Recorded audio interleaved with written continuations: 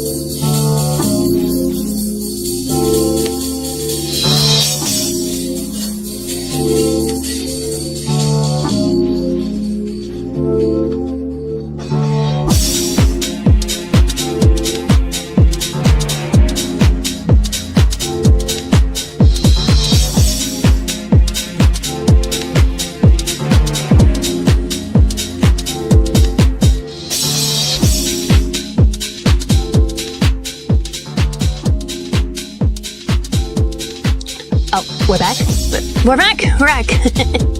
Good morning, good afternoon, good evening, and good night, CSF Nation. Welcome back to the Sex Cute Sunday Afternoon Art Show on YouTube, Makini Live.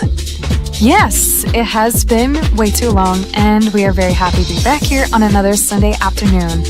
But not just any Sunday, of course. Right, Kiki? That's right. By the way, that is Skylar Takamoto and Brianna Akasha, and I am Kiki Inikam. Welcome to the Easter Sunday and 420 edition of Makini Live. This show is definitely not meant for you if you celebrated the holiday, but happy to have you here with us. Just don't really expect a Sunday sermon from us today. Nor expect us to smoke up. Legalized here in the CSF Nation, yes, but not my thing, so I will politely decline. Anyway, did you miss us? Because we missed you, and we're happy to see you again. And, Makini-kun, no more interruptions for the next 5 episodes, please. I gave up for that. Oh, come on, Makini-kun. Bro, the show's about to start. Get going. I'm going. Anyway, konnichiwa. Todachi. Midaka Saya here, and welcome to returning viewers and new viewers to the Sexy Sunday Afternoon Art Show on YouTube, Makini Live. And we're happy to see you again today. I have never seen you this loving with the audience side. Not special. Inikam, you should know me better. I love to get intimate with my audience. I'm still pestering Makini-kun to give me and Squeak a ASMR spinoff, but he fears that it'll just take away the attention on this very show. One step at a time, though. Anyway, we do have a lot to go over today, don't we?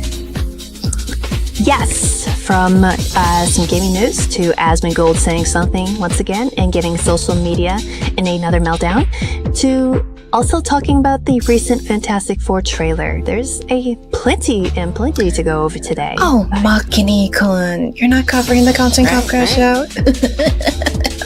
You into our shit, Saya? For real? I'm kidding. I just find it hilarious. But I think Makini might be overdue for a little rant, considering what he was talking about behind the scenes. Sweet. Yeah. Wait. Okay. Together. Okay. Squigga says Makini-kun and Manbia-sama are ready, so let's get the show started, okay, right? Okay then. Shall we, ladies? Makini Live starts now.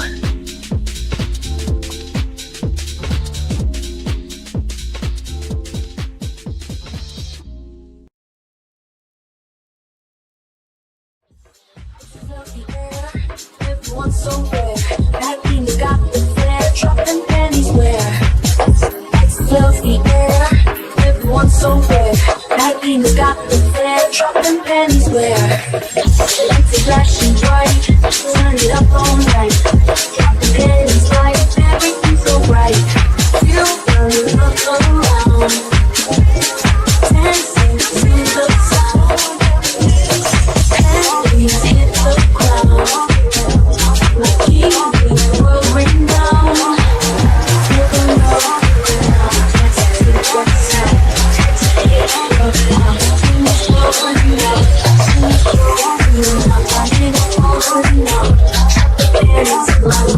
Everything's so right.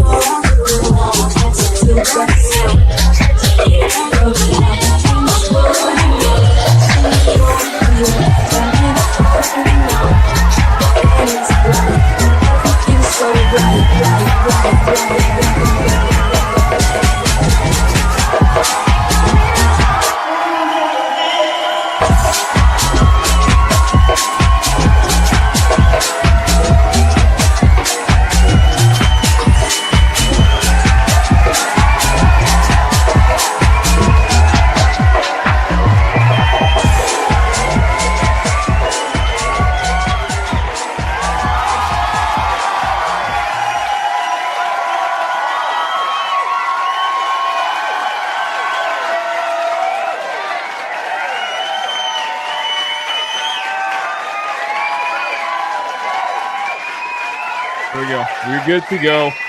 We're good to go. There we go. Good night.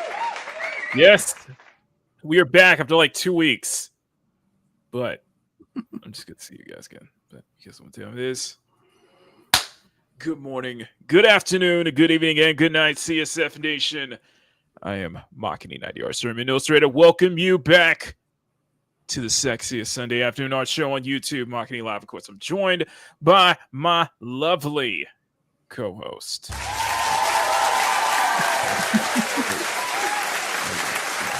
2 weeks.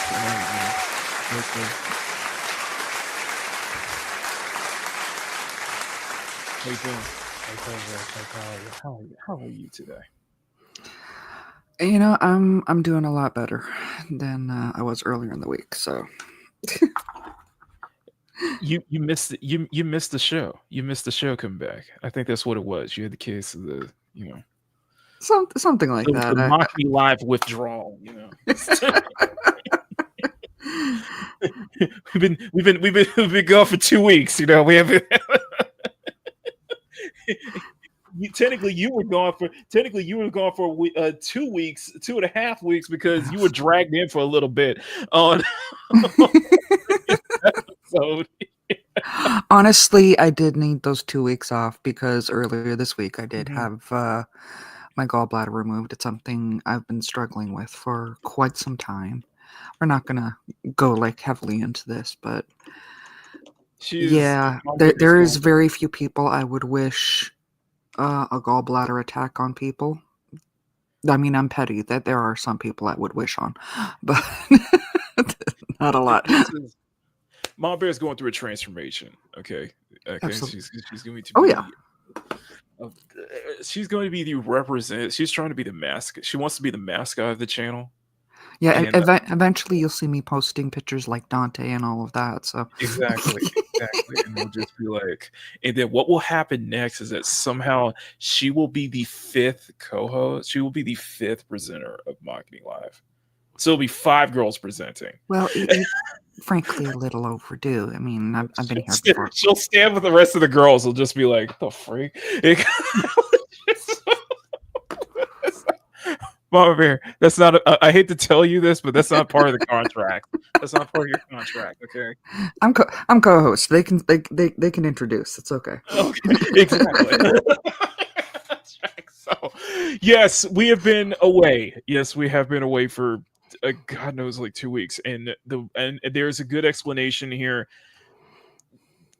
Well, Mama Bear's situation is a good explanation, but for me, I had to work Saturday. I had to work last Saturday, so that's why I am like, and I was just tired out. So that's why we're glad to be back here. Honestly, I was grateful for it. I was busy prepping for making sure everything was prepped beforehand. So and what did you do the week before that? We had a show a week before that. Our last episode, Mama Bear was watching. And she was getting prepared. She was so angry that she had to come on with me, and she brought Dante with her. She brought Dante. Not intentionally. We missed a bug. We had a full panel last episode. Dante and Sean. Speaking of Dante, which, how you Sean, doing? Mr. Bug, and Riot Kitty, which Yes. which I do want to give a very, very special shout out to Riot Kitty for filling in last episode as the substitute as our substitute substitute co-host for Mama Bear. So if you guys would like to, let's put it this way. If you guys would love, if any of y'all would love to be a substitute co-host just in case Mama Bear is not able to make it, definitely just give me a shout out. Shoot it, just you know where to contact me and I'll consider it. But as a substitute co-host, but we're not doing the substitute host, by the way, so don't even think about it. Mm-hmm. Because I'd have to change the titles and everything, and I'm like, yeah, no. Sorry. It's like you're not gonna. I am not. There will not be a. There will not be a moment where I will be, where I'm gonna be replaced. Okay. Right, Mom Bear. No. What does that no mean? What does that no mean? I couldn't replace you. You know, a live stream with Dante would be just a total live stream with Dante On would my be an absolute channel? blast. On my channel? Yes. You want me to call it Dante's Rant Room Live, right? Dante's Live.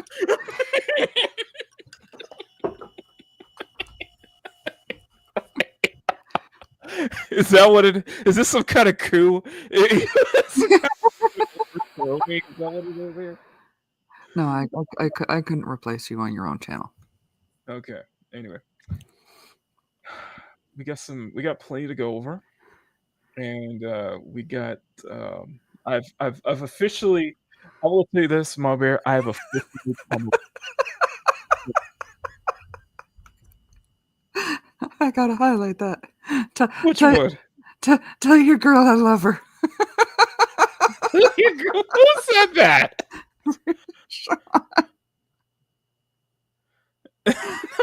Read the screen. Calls this the bomb of it. What? I love your girlfriend. Wow. Tell her if you ever break up, I'm stealing her. This is the Mama Bear show. This is the Mama Bear show. Your girlfriend's like, I don't even know who this nigga is. I'm like, she loves me.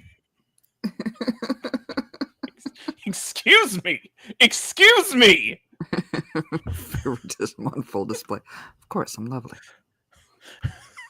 This next birthday stream. How about this? On my birthday stream, we'll just call it Mama Bear Live. Okay. There's no. Just a second. I'm just a tag along. Okay. On my own birthday show, I'll just be a tag along. So this is on Mama Bear. That's right. We do have your birthday coming up.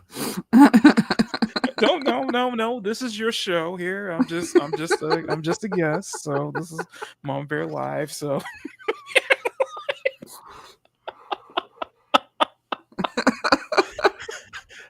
that's what I'm gonna do. I'm gonna readjust all these names and titles just in case I get R-Wind at one moment. I'm just switch over to Mama Bear. Oh my god. You did this. What is going on? Okay. We got 11 people watching. You guys are freaking amazing. Good to see you guys back. And if you guys can do me a favor and do us all a favor, tell them. Hey, if you're enjoying this program, please smack that like button and make it jiggle. And smack that subscribe button if you want to see more art content from Makini. Thank you so much, and hope you enjoy the show. Later.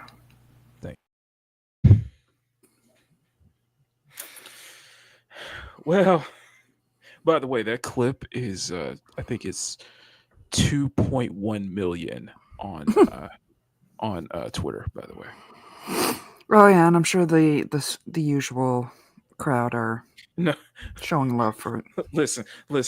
I've come around. Listen, last week, Mama Bear, you're gonna be, Mama Bear, you're gonna be surprised to hear this. Okay, I have turned over a new leaf. Okay, Mhm. I feel like I'm born again. Okay, Mhm. I have come to my understanding that calling anything Gooner material is actually a good thing. As we will show you later on in this show. Okay, so Sean's calling you out, by the way. why are you calling me out? That's from Brown Dust 2. Brown Dust 2, okay? Yes. I know it's a little too spicy for YouTube, but that's what we do here, okay? Okay. This is back there. Yes, that's the subscribe button, okay? Treat that as the subscribe button, okay? It's just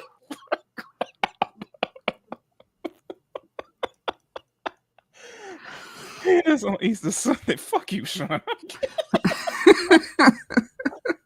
You are not gonna be judgmental on me on this one, nigga. I want to hear from you today. No, but you are right, Sean. Today is Easter and also 420, apparently, because Yeah. And what do we got for you? I got bunny girls. For you. So that is the okay. There we go. Yeah. So I got today's Easter, and I got bunny girls for y'all this Easter and 420, by the way. So regardless,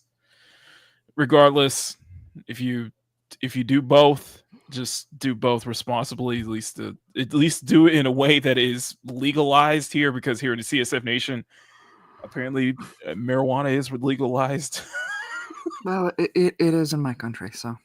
So it's so we're in legal states to do that. I'm just saying. So, And Sean, I may steal that. and at some point down the line, Easter will somehow be illegal too, as well. But anyway, I'm kidding. Happy Easter, happy 420, guys. Hope you guys are doing well. Have a great rest of your Sunday, and we will. Let's go ahead and get right into it. So let's say hi to everyone in the chat, shall we? Mm-hmm. Say hi, everyone. Okay, first up, a face that I have. Food is the only weed I need. This is the only weed I need. Okay.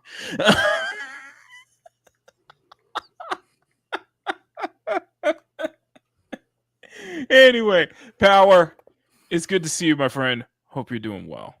I'm doing well, Power. And he says, Happy Easter, happy 420 to everyone here. It is a half of toy companies are going bankrupt this year, according to Toy Industry Survey. Of course, blaming the tariffs again. Tariffs being false, because every facet of life is all about tariffs now. And something I didn't care about is that Star Wars Celebration happened, and it happened in Japan, by the way. And there's going to be another Star Wars project, another Star Wars film in the works. I mean, like, we haven't heard that before. Mom Bear, I know you don't care about this franchise, but can I ask you just one question? What? How many Star Wars film projects that have been canceled at this point?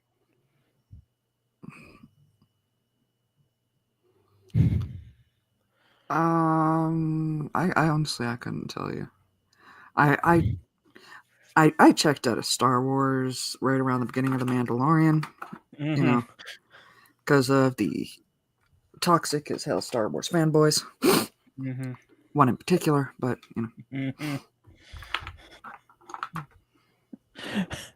This is us not caring, basically. This is the sound of us not caring. Should cancel them all. I agree. And yeah, so Ryan Gosling is going to be part of a Star Wars film. Oh yeah. That 5 years after Rise of Palpatine. I guess Ray wasn't enough, huh?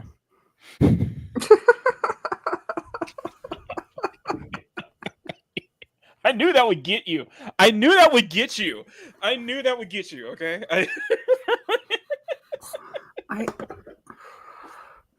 I just don't understand him as a heartthrob romantic interest. I don't see it. I've never seen it. I know I do. I do actually. I will be fair to you. I do because I've loved Ryan Gosling ever since. What was the 2000 movie? Drive. Ever since Drive with him and Carey Mulligan. Couple other things like Ides of March. What was the thing he also did with my other crush, Emma? The musical he did with my other crush, Emma Stone. Still there. But no, I can see the appeal. It for all intents purposes, he was the people who kept saying that the best thing about the Barbie film was him, basically. You got to give him that, though. Not much. Okay. Anyway, yeah. So instead of a Ray movie, Ryan Gosling's movie slated 2027. I assume that the Ray movie is probably going to get canceled at this point. Maybe not. Now, the Marvel thing, we're going to get to this one. We're going to get to this one a little bit later, okay? We are going to get to this one a little bit later. Anyway, we're going to get to this one. we are going to get to this one. Oh, rocks and comics. What's going on? All of us was well, yeah. So we are going to get to that one. Don't worry. And yes, probably one of the bigger news aside from Marathon is the departure of one of, if not the biggest VTuber in history, Gargura. I'm going to say this. Gargura is big enough that even mainstream normies have probably know of her, especially if you're a part of the especially if you live in the Los Angeles area, which she's actually did. And she did for a Dodgers game. Yeah, she appeared for a Dodgers game. She's seen for a Dodgers game. So Gargura has attained some mainstream public has definitely gone mainstream in a way. So hearing the fallout between her and HoloLive, which HoloLive is now in complete free fall at this point, and it's we'll see where it goes from there. We'll definitely see where it goes from there. That the whole graduation announcement, that was a big thing. I know people are not into VTubers and such, but we do have a VTuber section on CSF Nation Discord, and we do tune in to, and I do watch a couple of VTubers anyway. So you guys probably not into the VTuber stuff, but you likely have heard the name Gargura before. So yeah, some live stuff. Now, let's see what else. Lost pause. I forgot. Yep. We have gone through this. Now, we are. I think just for this Sunday, we will skip over any Hoyoverse hoopla crap because I think a lot of us are tired out at this point. Difficulty. Good morning, Emerald. Good morning. Good morning or good day. Action Man. Good morning. That seems to be a new face. If you are a new face, welcome to the channel. Good to see you. Welcome to the channel. Let's see. Neo J. Good morning. Seth. Good morning.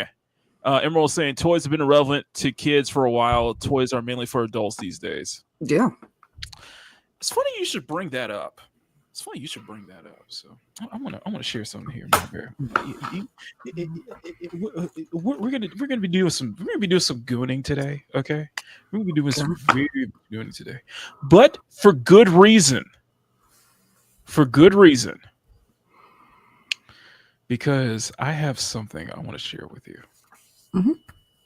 Now, you guys know that one of my favorite games to talk about, in a positive sense, not in a negative sense, of course, is Stellar Blade.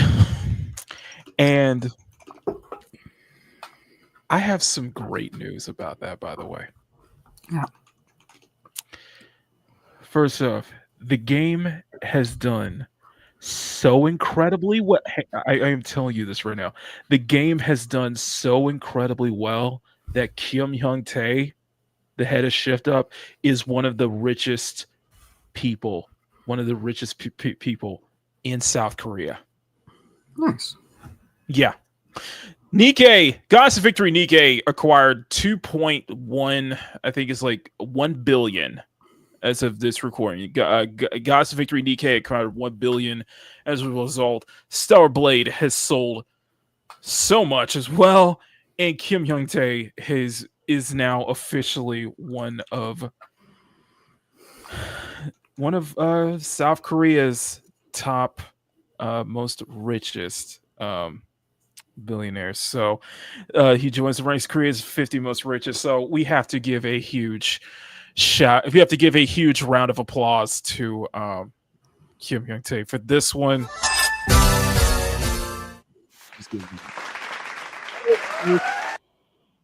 Yeah.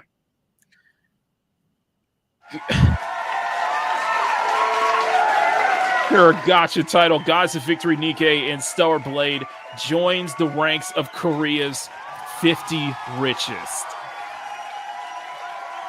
The 320 million IPO July of online games developer Shift Up, Korea's second largest listing of last year, has made its founder a billionaire. You see what happens when you please the fan base? You see what happens. Former artist Kim designed Stellar Blade and Soul, top-selling game. Fellow listee Kim take Jin's NC where he worked for 8 years. He started Shift Up in 2013, and 9 years later, launched his own blockbuster title, Goddess of Victory Nikkei, a third-person shooter with a third-person gacha shooter. Another global hit was Stellar Blade that launched last year to achieve the highest user score for a PS5 game on Metacritic. Shift Up's revenue rose by a third to 224 billion won. That's $152 million stateside, while net income increased 39% to 148 billion. Next up is a Chinese version of Nikkei, which has garnered 5 million pre-registrations. Yes. I am not kidding. The top 50 richest. But it gets better. Mm-hmm. Because people were losing their freaking mind over this. What you are looking at, this is from J&D Studios. This is a full statue of Eve from Stellar Blade and Taki. Do you know what the price for these statues are? Do you want to guess? Ask. No. $3,000. Jesus. And guess what? They're already sold out. Oh wow. Oh. Yeah. This is a beautiful statue, by the way. This is beautifully done. Oh my god. Hang on, let me get my oh my god real quick. Oh my god. Yes. For what it's saying is sold out, and I'm on the page right now. 4K, nearly 4K. They got your ass on camera. Niggas ain't got me on no fucking camera. This is the clearest video I've ever seen. This is the most HD shit ever. This is 4K. How did they get you at 4K? That ain't me. People with 4K of disposable income, there's a payment plan of $360 for 8 straight months. Um, I don't think we can. I don't think I can attire enough, channel No. members to get Sean's a step ahead of you. what. Makini Draws is now Let's taking get to donations, so you can buy the statues. Let's get to 8,000, y'all. We need 8,000 in membership and channel memberships to acquire this statue. Oh, it is so beautiful, and it is sold out in a couple of outlets where, depending on where you go. But this is beautiful. This is absolutely stunning. Good. And this is worth it. Like, oh my god, Okay. look at that hair. At Like, the risk of asking a question that I'm sure is going to get clipped, how big is it? It is 1/3 statue. That is Okay. 1/3 statue. So 1/6 that is, scale. That's usually stands 1/3 about scale. 12 inches. So that would be probably 18. Yeah, but that I feel like the 24, quality, 24. like I think the quality, in my opinion, I think the quality is like Mhm. worth it though. Like, seriously. Like, this reminds me too much of the sideshow collectibles, like those very expensive statues too. But the fact that they're selling it to nearly 3,000 Okay, a pop. I'm jealous of Sean's rent if that's 5.5 months rent. What's rent? Yeah, exactly. Exactly.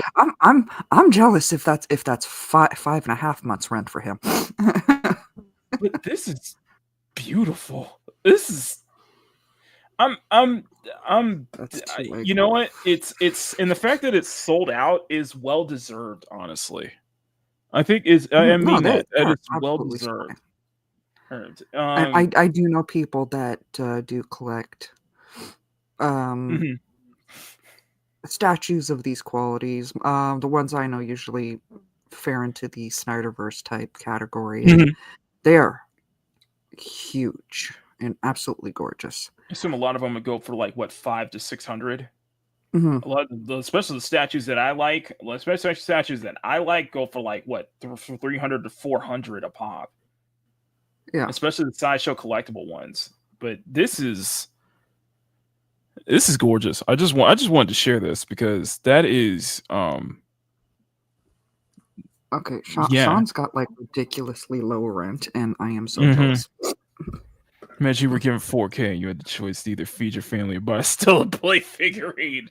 Yeah, I'm gonna pick the obvious one, but yeah, that's quality. That is legit quality. Like, you look at Abe's statue, it's like legitimately like Mhm. freaking beautiful, like, quality though. Like, this is beautiful.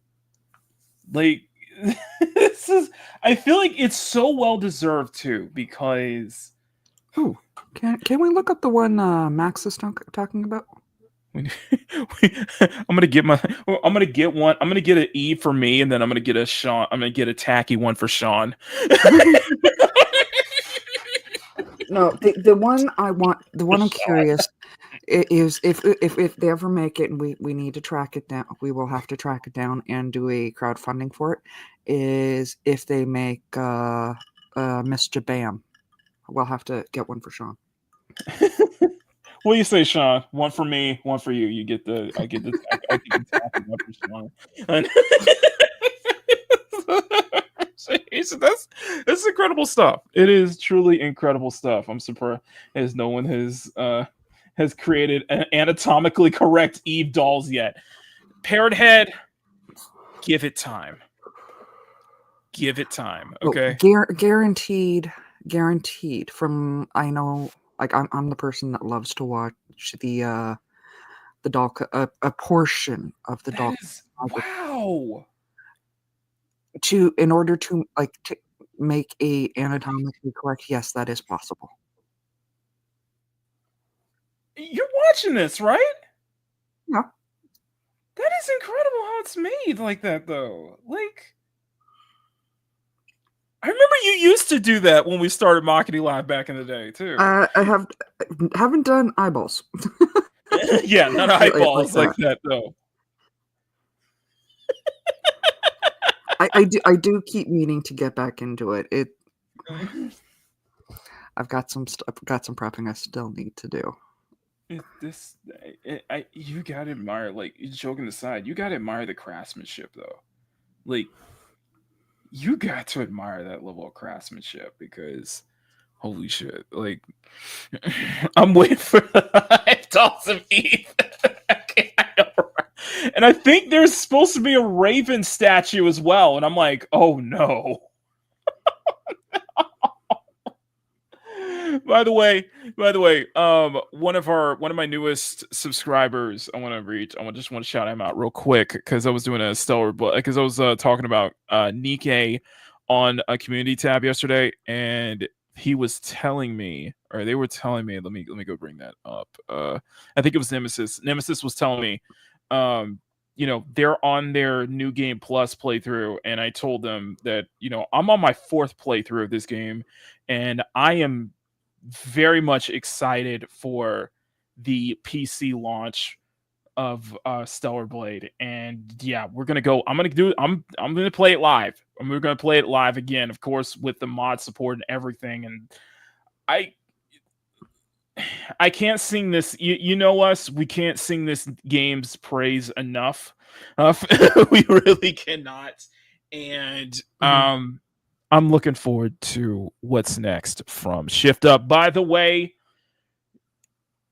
the collab, there is a collab. The Nikkei collab with Stellar Blade is going to be in June. And the Stellar Blade collab with Nikkei is going to be in June as well. Plus, Nikkei is doing a collab with Major League Baseball. Specifically the San Diego Padres, which I am disappointed. Only because it's not my Giants. I'm just saying. As a Giants fan, I'm a little disappointed, I admit. I'm just saying. Yeah, yes. No. Sean, no. That'll be expensive. A collab of 2B and Eve statues they will sell like hotcakes. You can put them for $5K and they'll be sold out in minutes. Okay, what the heck is sports? So I wanted to share that. I thought you guys would like that. But okay, let's guys. go ahead and get into the topics today. We're gonna start off with if as much as I know you guys are really itching. Hold on. What? Hold on, Mr. Impatient. As much as I know everyone's going to rush out and do this, if you are looking for anatomically correct dolls, you're looking for Phicen, Phicen. What was it? And they come in both male and female.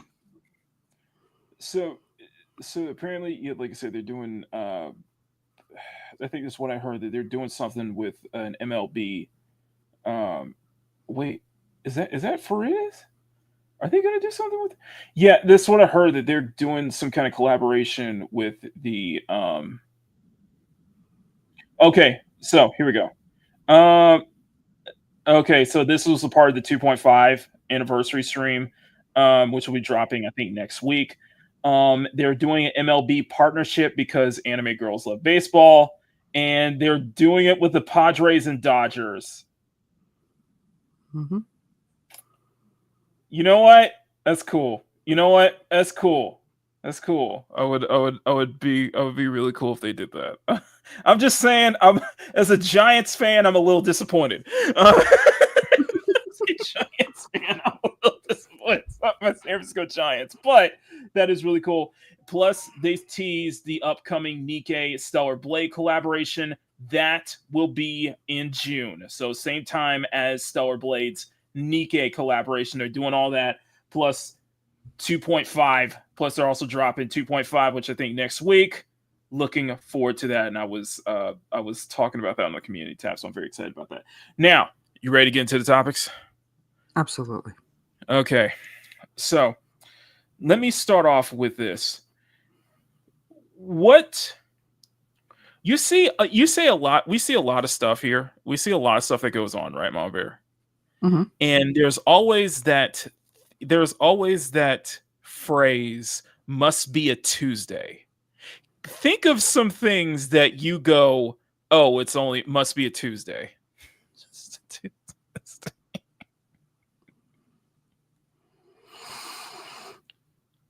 Oh,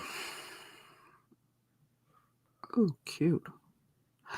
Honestly, I can't say I've ever used the phrase. Or something that makes you think, oh, it's only Tuesday. Just for you.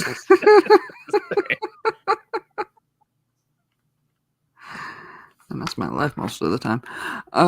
But where are you going with this? Well, there was a moment. Well, there's a common thing. Listen, there are a couple of things that are certain in life, okay? And that is death, taxes, Hollywood destroying your childhood, and Asmongold making a take and pissing off the internet. He did it again. There was something. He says something, the internet gets angry. There was something I came across about Asmongold, and for the life of me, I've drawn a blank in my mind, but it was bad. What is it this time? Asmongold has like the milquetoast of takes, though, and yet every time he makes a take, the internet gets angry. It's like, guys, come on now, you're just giving them attention. So the first thing I'm gonna show you here, I'm gonna show you. You know what? I'm saving this for you. I'm saving this trailer for you because I want your initial thoughts. Okay. Okay. I want your initial thoughts. So last week, Bungie lifted the veil off of their newest title, Marathon, which is going to be basically a revisit of their classic trilogy of first-person shooters back on the Macintosh in the early 90s, and this predates Halo. So they dropped a lot of new stuff, including new gameplay footage, new information, and such like that, and a new cinematic trailers. And there's a lot of mixed opinions regarding Marathon. Now, I did a video on this one. If you guys did not see it, definitely check that out. If one of my mods can put a link to my video on Marathon from Friday, I really appreciate that. But I know we've watched the trailer, but I actually want Mama Bear's reaction to this trailer. Okay? Okay. So you're going to watch together. So you ready? Yep. Okay. So let's see if this will be interesting. All right.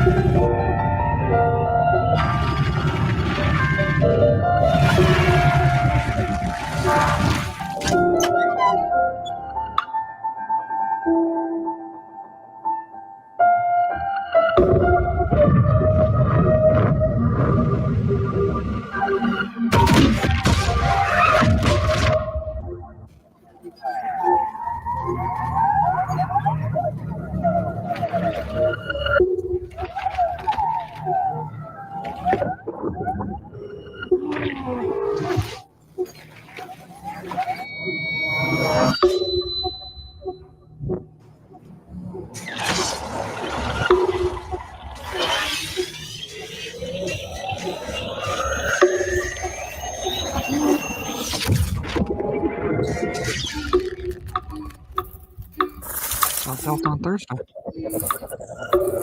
Wait, say it again. The whole head exploding thing. That's how I felt Wednesday and Thursday. Shit. Yeah, but you didn't explode into like vibrant colors or like some kind of like. Well, I wouldn't explode into purple. Yeah, explode into purple. Like. Mm-hmm.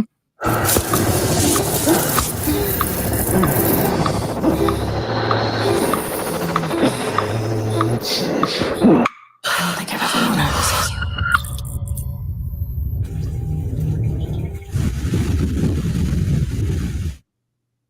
I met a traveler from an antique land who said, 2 vast and trunkless legs of stone stand in the desert. Near them, on the sand, half sunk, a shattered visage lies, whose frown and wrinkled lip sneer of cold command, till that it's filter well those passions red which yet survive. Stamped on these lifeless things, the hand that mocked them, lifeless things. And the heart that fed.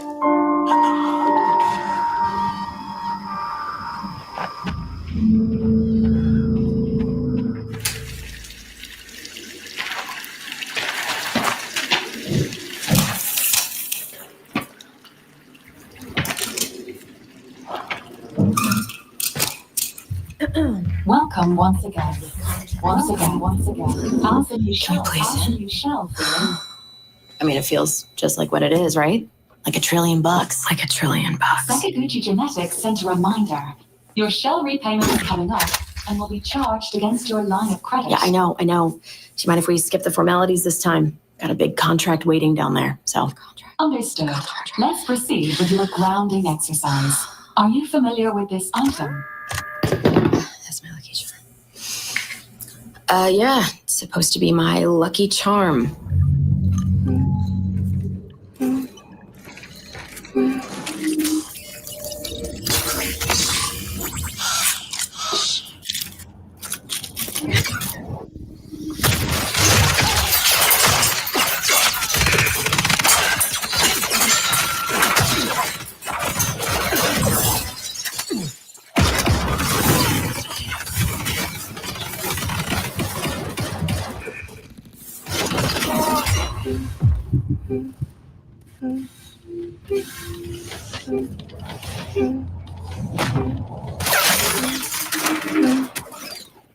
Can you identify her? Yeah, that's my mom. That's your mother. Your mother. Now, Your consider mother. this. Do you recognize this child? Who are you? I don't know. It's you. What? Really?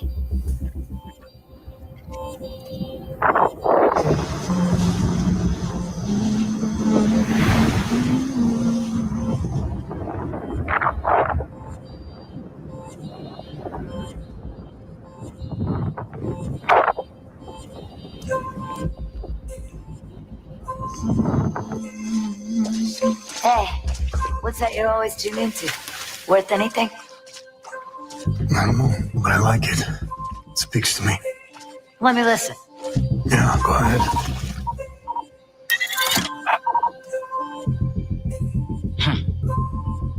You ever wonder what happened to these people? It's not my business. And this music is. You'll have a tough time finding a buyer. Good. It's not for sale. Give it to me.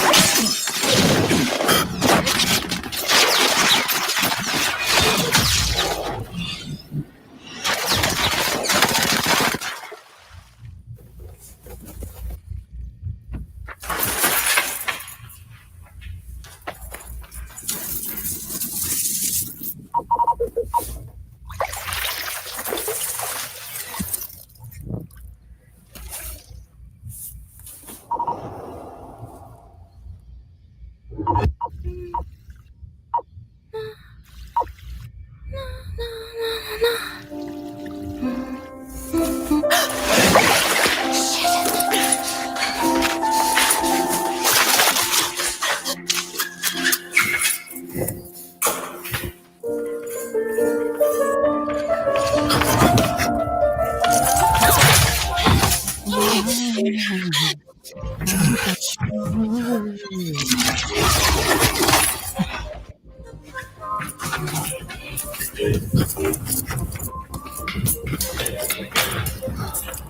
reason I'm not commenting yet because I want Mom Bear to just kind of watch this in full, basically. So far away.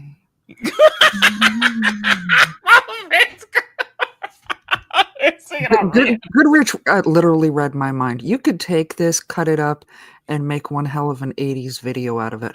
Like right? Fluffy Seagull, something like that.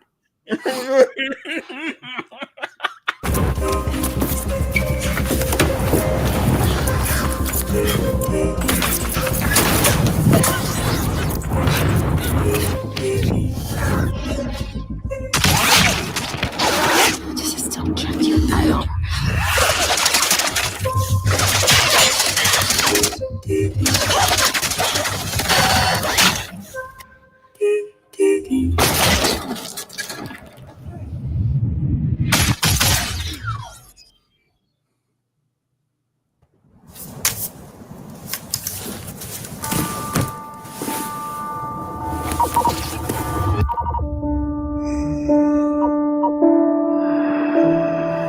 And on the pedestal these words appear. My name is Ozymandias, King of Kings. Look on my works, ye mighty, and despair. Nothing beside remain. Round the decay of that colossal wreck. Round the decay of that boundless wreck. Boundless, alone and level sand. Stretch far away.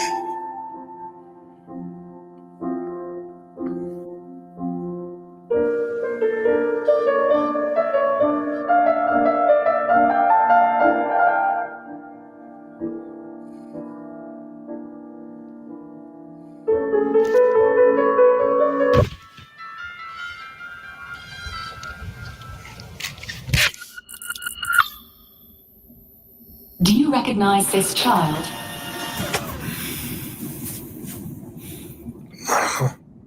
Is that me?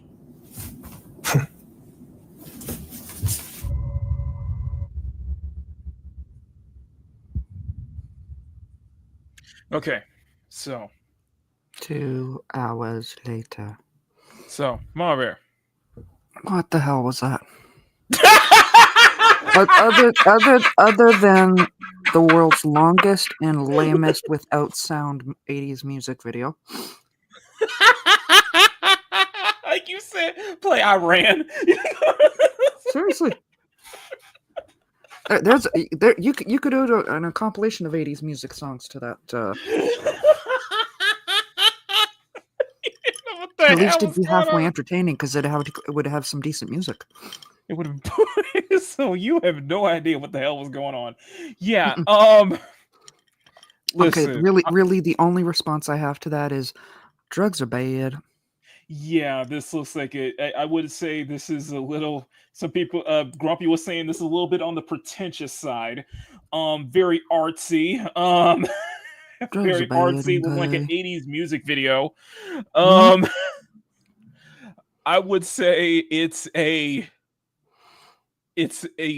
bad acid trip because of how there are too many colors and too many like elements clashing. It's got that same color palette that we're seeing over and over again with like what was that one that Sean worked on Concord?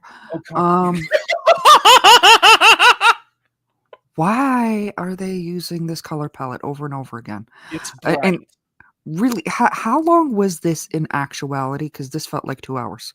Yeah, it felt like an indie film.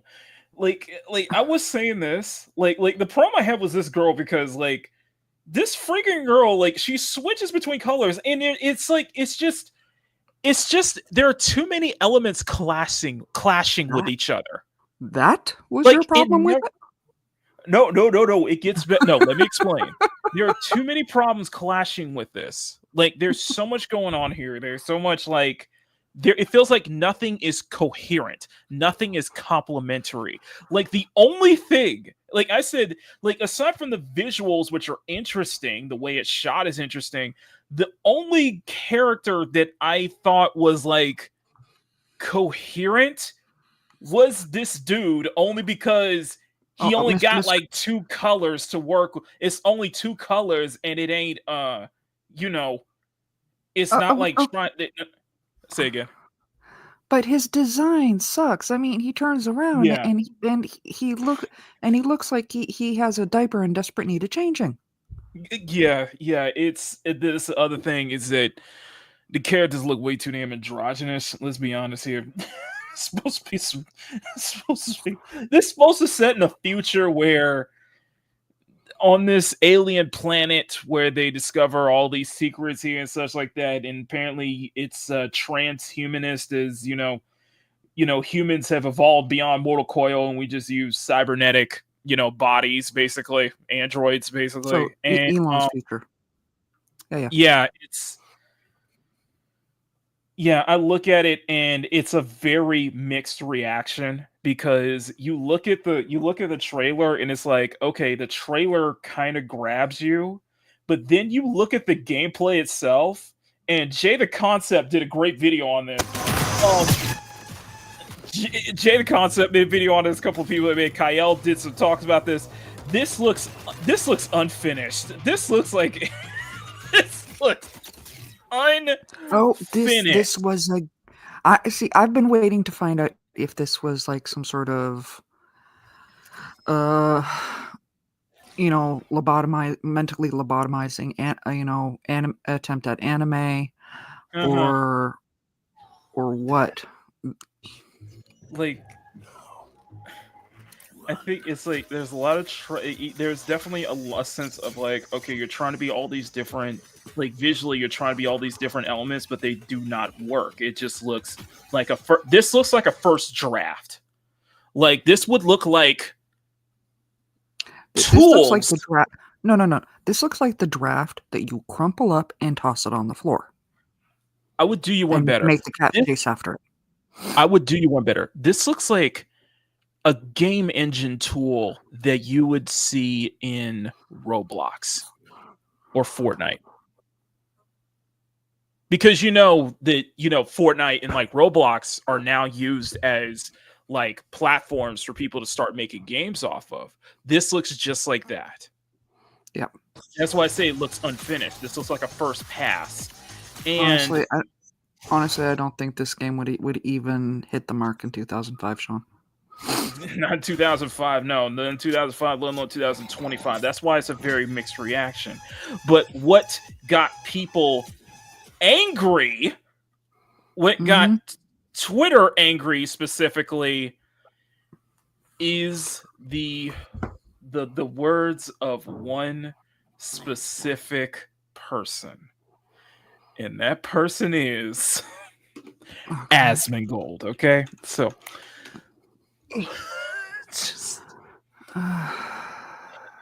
it's just one word. Like, I mean, I definitely think like, which is weird because like, am I the only person who thought that like the first like 2 minutes of this trailer was absolute cinema, in my opinion.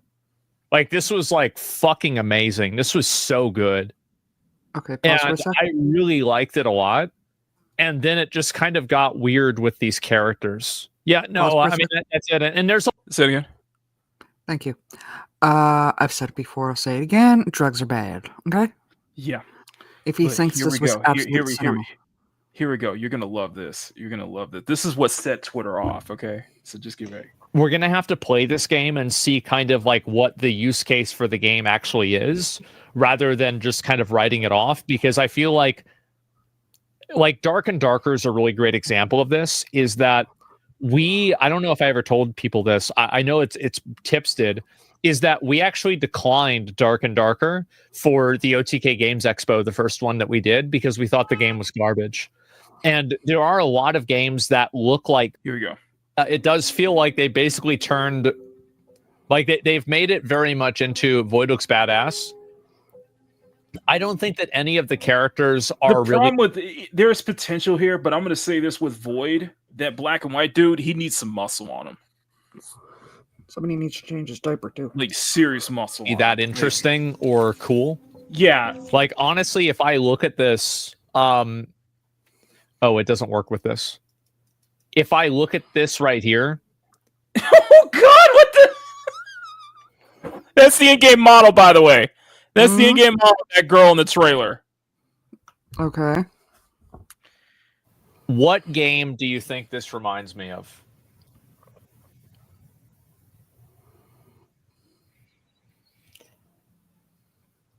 We all know. We all know. It's Concord, right? Yeah. This is some Concord level design. It is. Yeah. Same color palette. Sorry, but that's the truth. Is this game going to be the next really big game? No. I think if it's designed in like a really good way, it could be really popular. But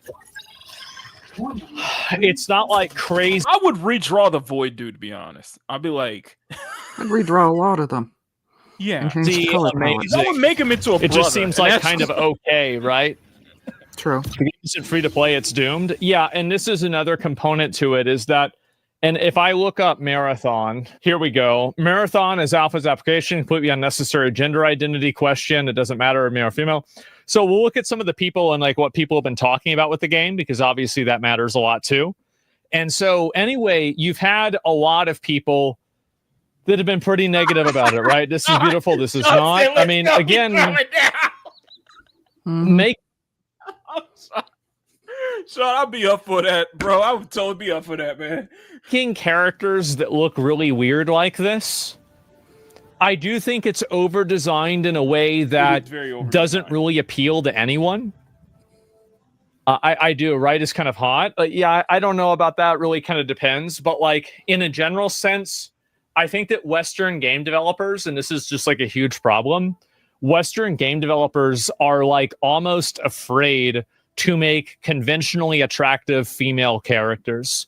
And so they make these characters that have like kind of like a very like this is like a rave girl personality or some other variation of that.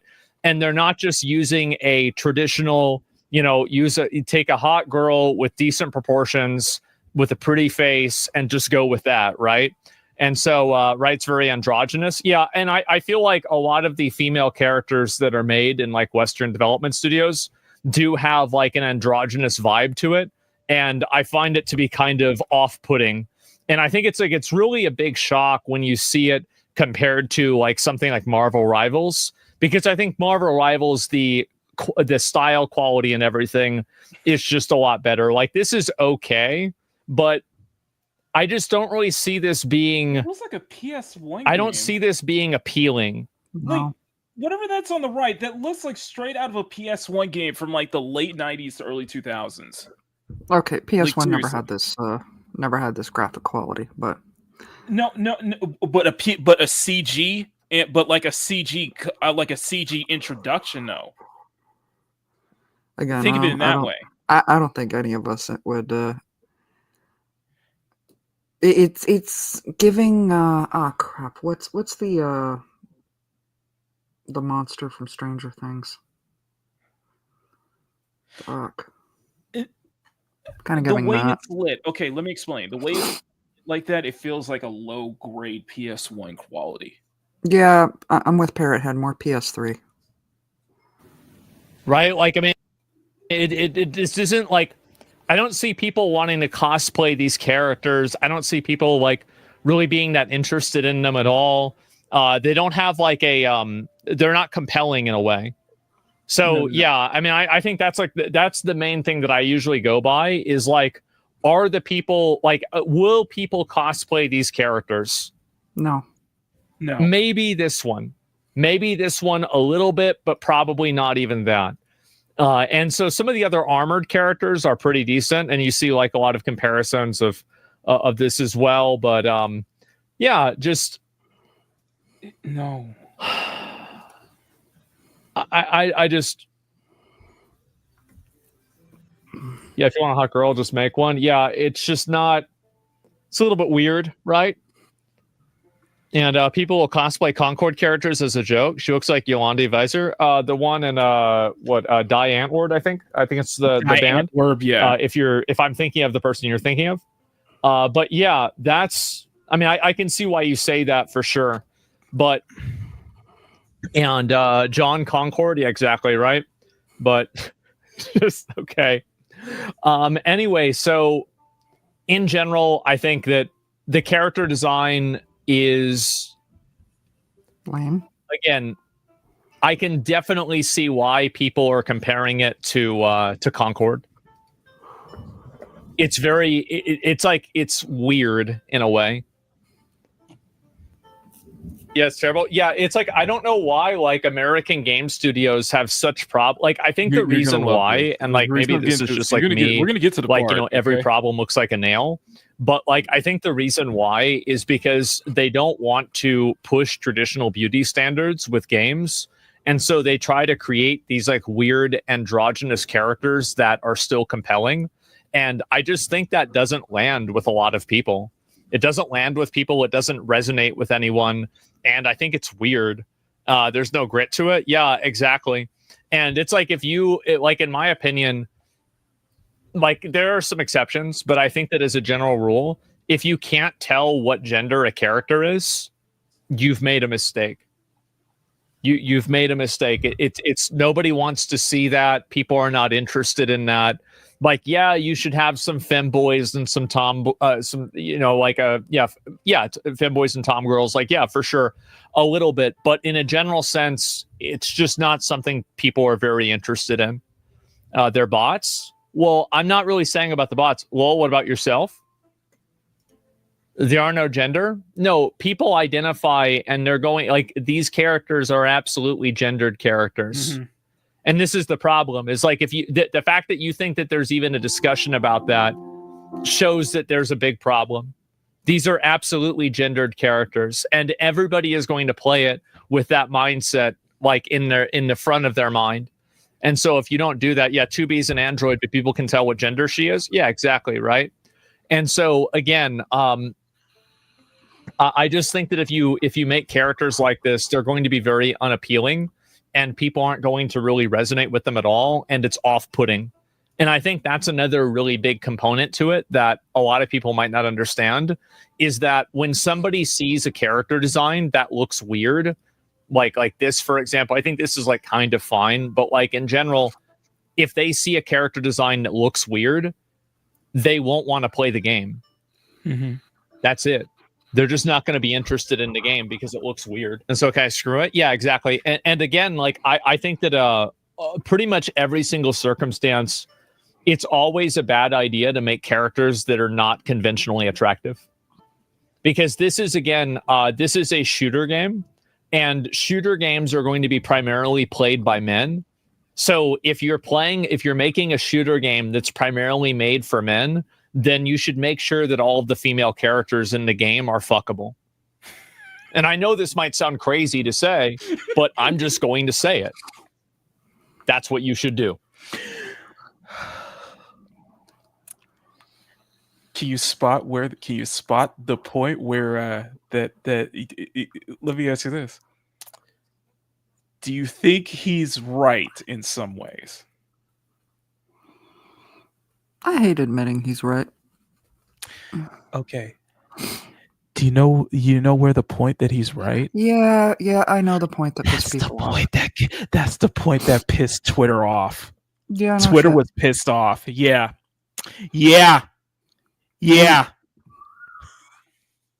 I love it because a Marathon fan account says Asmongold thinks Marathon needs to, quote unquote, make sure that all the female characters in the game are fuckable because a shooter game is primarily made for men.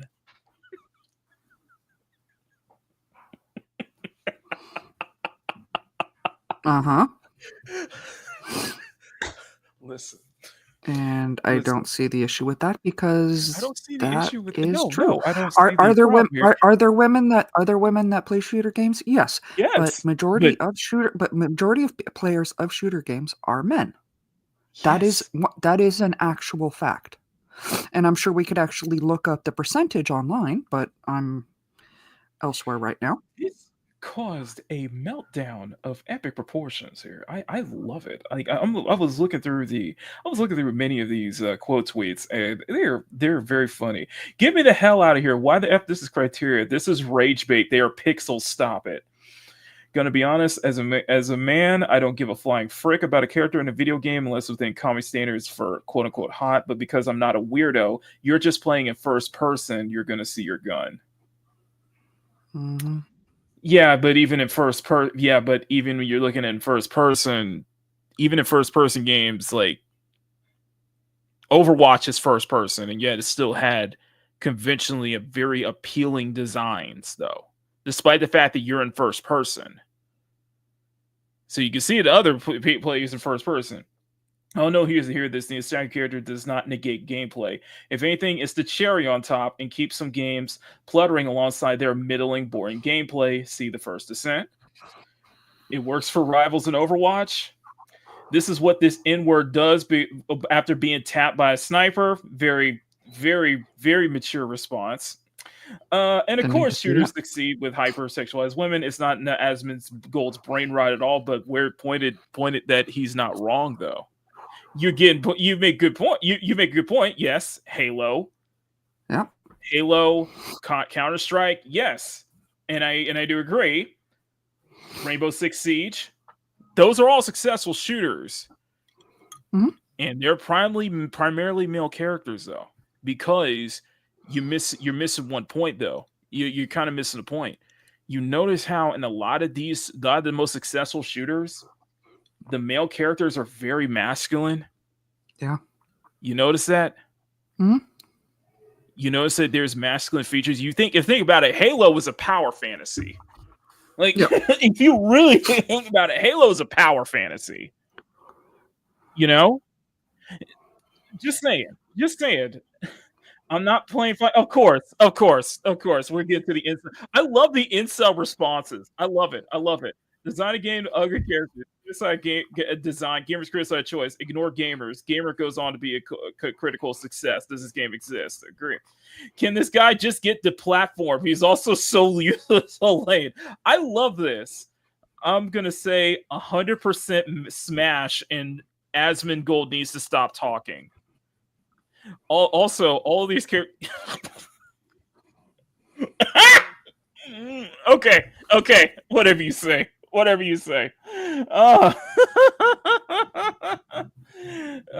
really thought you were cooking when Bungie was designing. You really thought you were cooking when this was Bungie designing Cortana and backing attractive characters while launching one of the most iconic video games of all time. Mm-hmm. Don DeMarco, is that count as a Don DeMarco on that one, or is that a maybe close enough? Pseudo. Close enough. You know what? You'll get how about this? I'll give you like a half. Don DeMarco. There you go. You get like a half Don DeMarco. So it's just a DeMarco. There was a question in the chat that I do want to go ahead. Address. Tassie. Because Sean asks that do we remember the cartoon called Reboot? I do actually. Yeah. I did drop in the chat that I did my own drawing of Hexadecimal from Reboot. I was a huge fan of the show. In fact, I was even invited to do a summer a Reboot beach special fan art collaboration a while back because of my Hexadecimal drawing. Right now, Bungie is one. I just want to bring this up because let me see. Go ahead. I think you turned around and said that because Sean made a related comment and I can't find it. There it is. Never watched either show, but the graphics reminded me of Marathon. Except those shows were old and had an excuse to have those graphics. Honestly, I think Reboot had better graphics. Ow! And that's coming from a late 90s, early 2000s show. It had better graphics How? than this. Yeah. Yeah, I agree. You might be wrong, but yeah, that's a hard pill to Also a swallow. more But yeah, watchable that's color true. palette. That's true. And by the way, I love this. I love this because Marathon Dental said Asmongold thinks Marathon needs to make sure all the female characters in the game are fuckable. They just need to be attractive. I won't say fuckable. That's a little too far. Okay, just conventionally appealing, just good appealing designs. And from what I've saw, it's just not appealing designs. Basically, it's not. It's not on the level of Concord. It's not Concord level of bad. It's close though, but they're just not appealing. They're very middling. They're very androgynous, and they don't stick out as strongly as you think they do. Basically, by the way, this is a response. Asmongold thinks no. Normal people think that is unsustainable, and he's right. V is right. Yep. I'm sorry. This is not sustainable. I know we're going to have this back and forth debate on Hazel and South of Midnight, but this is not sustainable. Okay. Even setting aside the whole androgynous thing, because there is a way that could work for a first-person shooter thing. We have seen over and over again, the 80s design is not appealing in today's market. We saw that with Concord. We saw that with Dustborn. Not appealing. But let's step. Game designers, please step away from that concept between the 80s style outfits, the 80s color palette. Let's step away from that. I don't want to say politics, but I don't have a better word for it off the top of my head. We really don't want that. The majority of gamers really don't want that either. I'm going to hit you. I'm going to be fair. I'm going to be fair about this image. Hazel is fine. And Hazel and Freya, these two here from South of Midnight and what was that fucking game called? Forspoken. That's what it was. Forspoken. The one that basically shut down an entire studio with her freaking mind. Yeah, that one, the dark one in the center there, on the. God, You mean Jabam right here? The other side, right next to her. Other side. Unknown 9. Dev Studio shut down. That's actually a pretty decent design. I'm not mad at that. That is the problem with, however, it's a twofold, because the problem with Forspoken was how insufferable the main character was and how bad the writing was. Mm-hmm. Keep that in mind. Everything else does not need introduction, basically. And but we really do need a sound clip of Sean going Jabam. Now, I'm not going to get into the whole, but I wanted to bring this up from Rev, and I think this is a good point to make. Mm-hmm. Okay. Can I point out one thing? Yes. We can't hear a dang thing. Sorry. Amazing thing that they do. This is what happened with Concord, where they try that to put. That was not the voice I was expecting. Color everywhere that somehow it actually looked bland. It looked the opposite of what they were trying to go for. And you can see many different examples of tweets like this that hopefully load. There we go, where Asmongold has outright come out and just said what a lot of people are thinking. Let's give this a quick listen. Pretty much every single circuit primarily made for creator of Lords of the Fallen, where he asked, to the tune of 50,000 votes, what players want when it comes to character designs. Do they want appealing designs? Do they want appealing female designs and badass male designs? And guess what? The overwhelming vast majority of people want appealing designs. And that's both male and female gamers. You can't really win appealing to Twitter, who will try to convince you that nobody actually cares or people actually like some rougher looking designs. Yeah, that's a small minority. If you make appealing characters, guess what?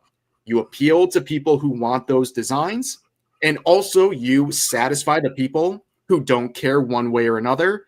And then you piss off the tiny 2% of people who don't like appealing designs for whatever reasons. I'm sure just for whatever agenda they have on social media. But making appealing designs, you're making like 98% of people happy right off the bat. So there's no reason not to do this. And to act also like women don't want attractive character designs, that's a load of BS. Do not believe anyone who says that they don't want attractive character designs either. That's complete lies. I think everyone knows that if we're being honest. And of course, people are making comparisons between some active successes and Marathon. You can see a comparison with Marvel Rivals. I mean, what do you think is going to appeal to more people? Honestly, there's going to be clearly people. Show hands. What's going to be more appealing? The 2 images on the top or the 2 on the bottom? We already know which one's more appealing. Exactly. And by the way, the bottom right one is the one that we covered 2 weeks ago that caused another meltdown. You know, just saying. I love that it's summoned. I love that Emma Frost summoned Mama Bear to the chat to the panel. I was like, wait, what? Okay, I did send something to you. And I would love for you to show it to the chat. Where'd you send it? Twitter. Did you just DM it to me? Yeah, Twitter. Okay, because they keep talking about like masculine. Why are you gonna show Dante again? Let me finish. Well, they keep talking about why do I gotta show Dante again? Why? Well, okay, obvious. Quite reason. simple. Aside from the obvious. But this is the kind of design that we want to see in characters, particularly black man characters. This is what we want to see. We don't want to see saggy diaper pants there. Like I said, I'm thinking we could tell me I'm wrong. No, you're not wrong. I'm just wondering though. Hang on.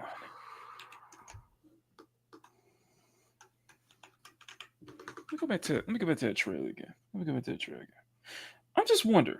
And I'm not sending that just as an excuse as a mental refresher after seeing all of that. What if? Do not put him in that outfit. What if I can alter that outfit though? I'm just saying. Okay. He needs to be more muscular though. Like seriously. Like, because I was thinking about it. No, and I hear you, Grumpy. I'm thinking about it right now. I'm thinking of something right now, because I'm like, this can work. Like, this dude can work. It's just one, yeah, you gotta get rid of the whole diaper thing. Yeah, I get the whole diaper thing. You gotta get rid of that. Two, he's gotta be built like Dante. Oh yeah. He's gotta be built like Dante. That's what I'm thinking of. I'm like, something like that can work. I'm just saying. Sean, what are you doing? I'm really open to Procreate right now. Sean, you want to come on here and try to challenge me on that?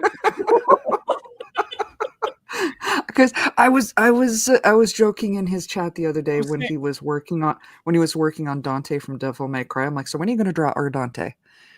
So there you go. That is what our Dante looks like. What I'm saying. Here's what I'm saying. There's a lack. It's not just the whole. People want to say this whole is like, the character's got to be fuckable, everything, but there has to be a coolness factor when it comes to the character designs, and then it comes to both male and female characters. There has to be a coolness factor to it. Stuff that makes you want to appeal. Hence why if I was told to redraw any character, I would draw this one just so I can make him look cooler, though. just because I think there's potential. Like I do see that there is somewhat potential there. You will have to give me a second because I am in the process of looking for Sean so I can send him a link. Because I cannot see what. But hear me out. Like I said, the thing with this chick which right are here, showing right now. the biggest problem I have with this chick is that there are so many elements that clash too much. And if that she was in one consistent color scheme, that would be fine. That's hence why I said I like that it works when you're just working with okay, let's break this. I'm gonna break this down a little further. Okay, Mama Bear, just hear me out. Mm-hmm. From a design perspective. No, she has potential. Let me explain. She has. I'm listening. It's too busy. It's way too busy. It's overly detailed. And that's what we said. And that's what I said about Rivals design is that some of those designs all designs are great, but some of them are a little bit overly detailed, like overdone. Like you really went past the mark. Like they're not too many details. This is an example of over detailing. This is an example of it's too busy. It is way, way too busy. And I understand from a graphic design perspective, I completely understand what they're going for because they're going for minimalist industrial. Minimalist industrial and even cyberpunk like design, basically. Mm-hmm. And I've noticed that with the symbols, with the text, everything is very minimalist. It's very industrial. The problem here is that when you over design by putting there's too many logos going, there's too many symbols going on, there's too many numbers, there's too much of that on her alone when it doesn't feel coherent. And when you're putting it in, let me go bring this up. When you're putting her in a mismatch of different colors, it clashes way too much instead of complementing each other. This is why I said in the video that it feels like they just threw everything at the wall and to see what sticks, and nothing is sticking. Mm-hmm. Like, have a consistent color scheme to work with. You're much better off that way. That's hence why I said the most potential one is her in this black and white color scheme, because that actually works. It doesn't feel like it's still is noisy. It very is noisy. It very much is overdone, but at least there's a consistency. You see what I'm saying? Okay, hear me out. I'm not mad at even the colorful ones. Like I said, her design actually does have some potential. I personally hate how busy her face is. I wanted that. I would love that more simplified. I hate the X thing going over her lips. Yes. Like I said, she's the one that has the most potential. And speaking of the most potential, we have our resident Concord concept artist in the house, because I know you guys all heard the boop. What I'm saying you understand when I'm trying to say. Can I have that Sean in here? Yes, Sean, welcome. What is? Understand what I'm saying, that the colors there's too much there are too many elements that clash. I hate they're not complementing each other. You see what I'm saying? Does anyone know the name of Diaper Man? His name is Void. His name is Void. Okay, all right. So I'm trying to find a reference. Void. Like even there are Void too many characters. I'm calling Diaper Man right now. He's saggy Diaper Man, because that thing needs changing. No, but Mom Bear, I had the exact same thought when I saw him. I was like, why you look like you need to be changed or something? Yeah. What? Dude. It's just thinking, it's just the characters clash way too much. And I'm sorry, that body is way too androgynous. Like, you need some muscle, actual muscular definition on him. He's non-binary. That's why I said brother him out. Turn him into a brother. Make him out, you know? Are you assuming his gender? Yes. Yes. Yes, I'm sorry. It looks way too androgynous. Like there's no ounce of muscle definition on him.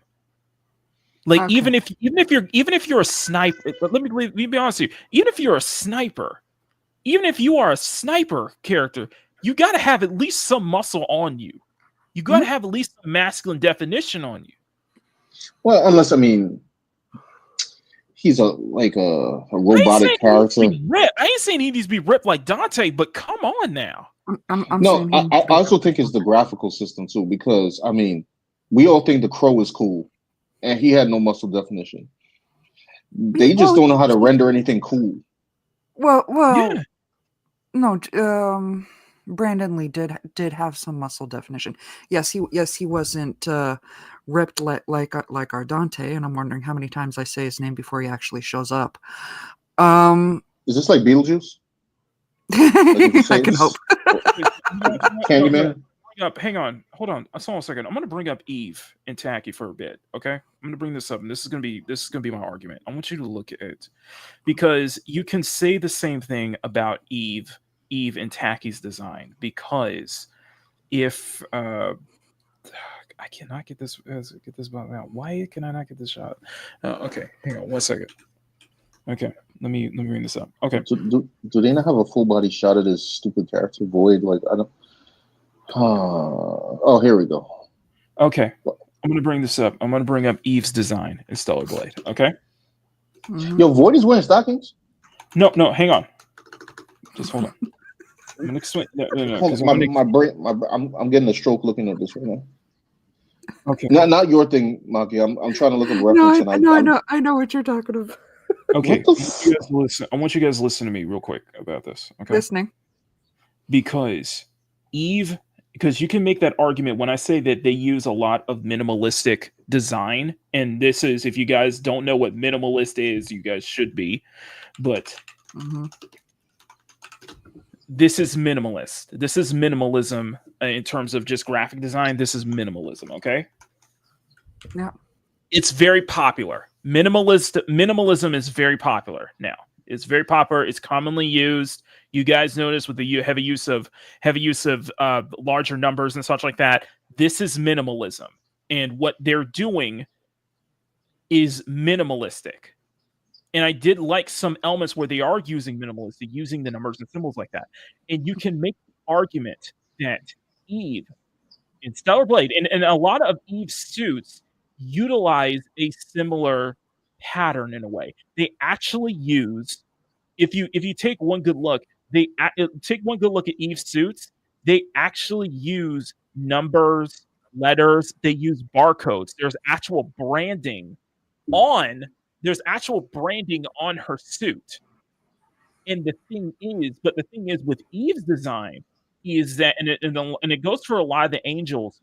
It actually makes sense because they are androids, and the symbols that they have on their suits are usually meant to indicate such as a way what the model number, what Eve's model number is, what the airborne squadron that they're a part of, and also indicate they have a meaning to them.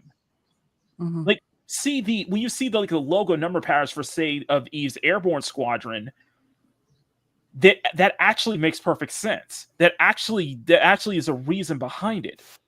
Way of saying that works there and not with Marathon is that the numbers and symbols don't tell me anything about this character. It feels like there is no coherence. That's why I said there's no coherency. It's like you're just throwing stuff at the wall and seeing what sticks.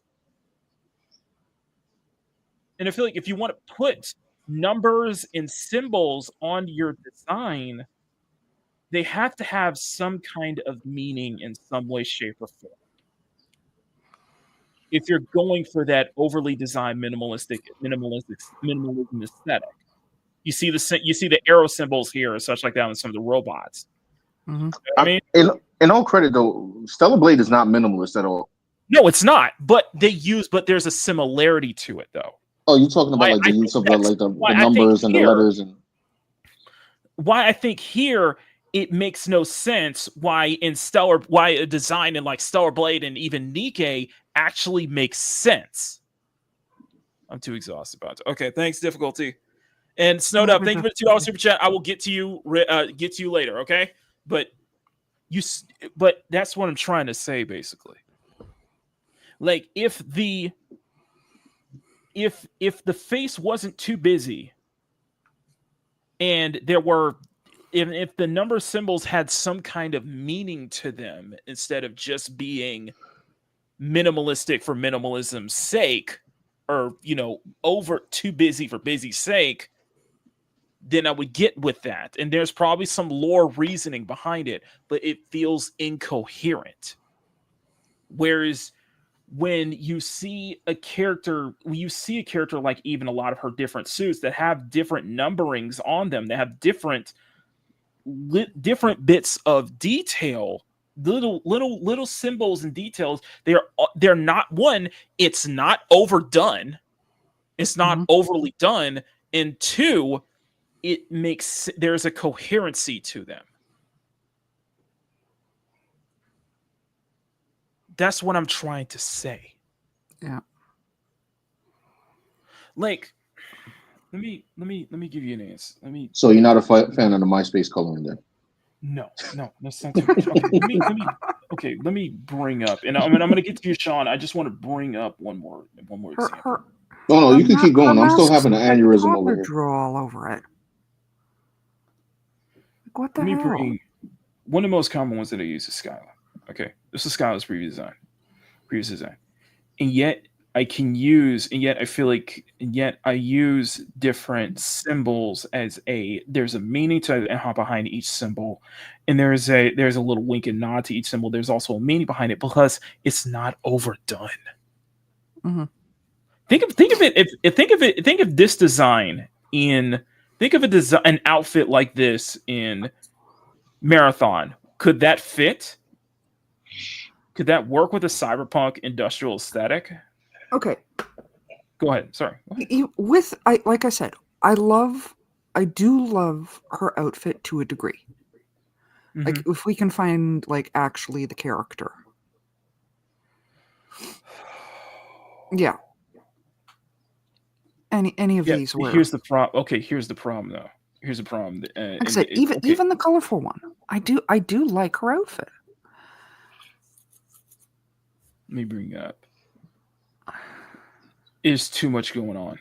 That's the problem. Way too much. It's too busy. Even this. I'm not mad. There, pause it right there. Okay. Mm-hmm. I'm not mad at most of this.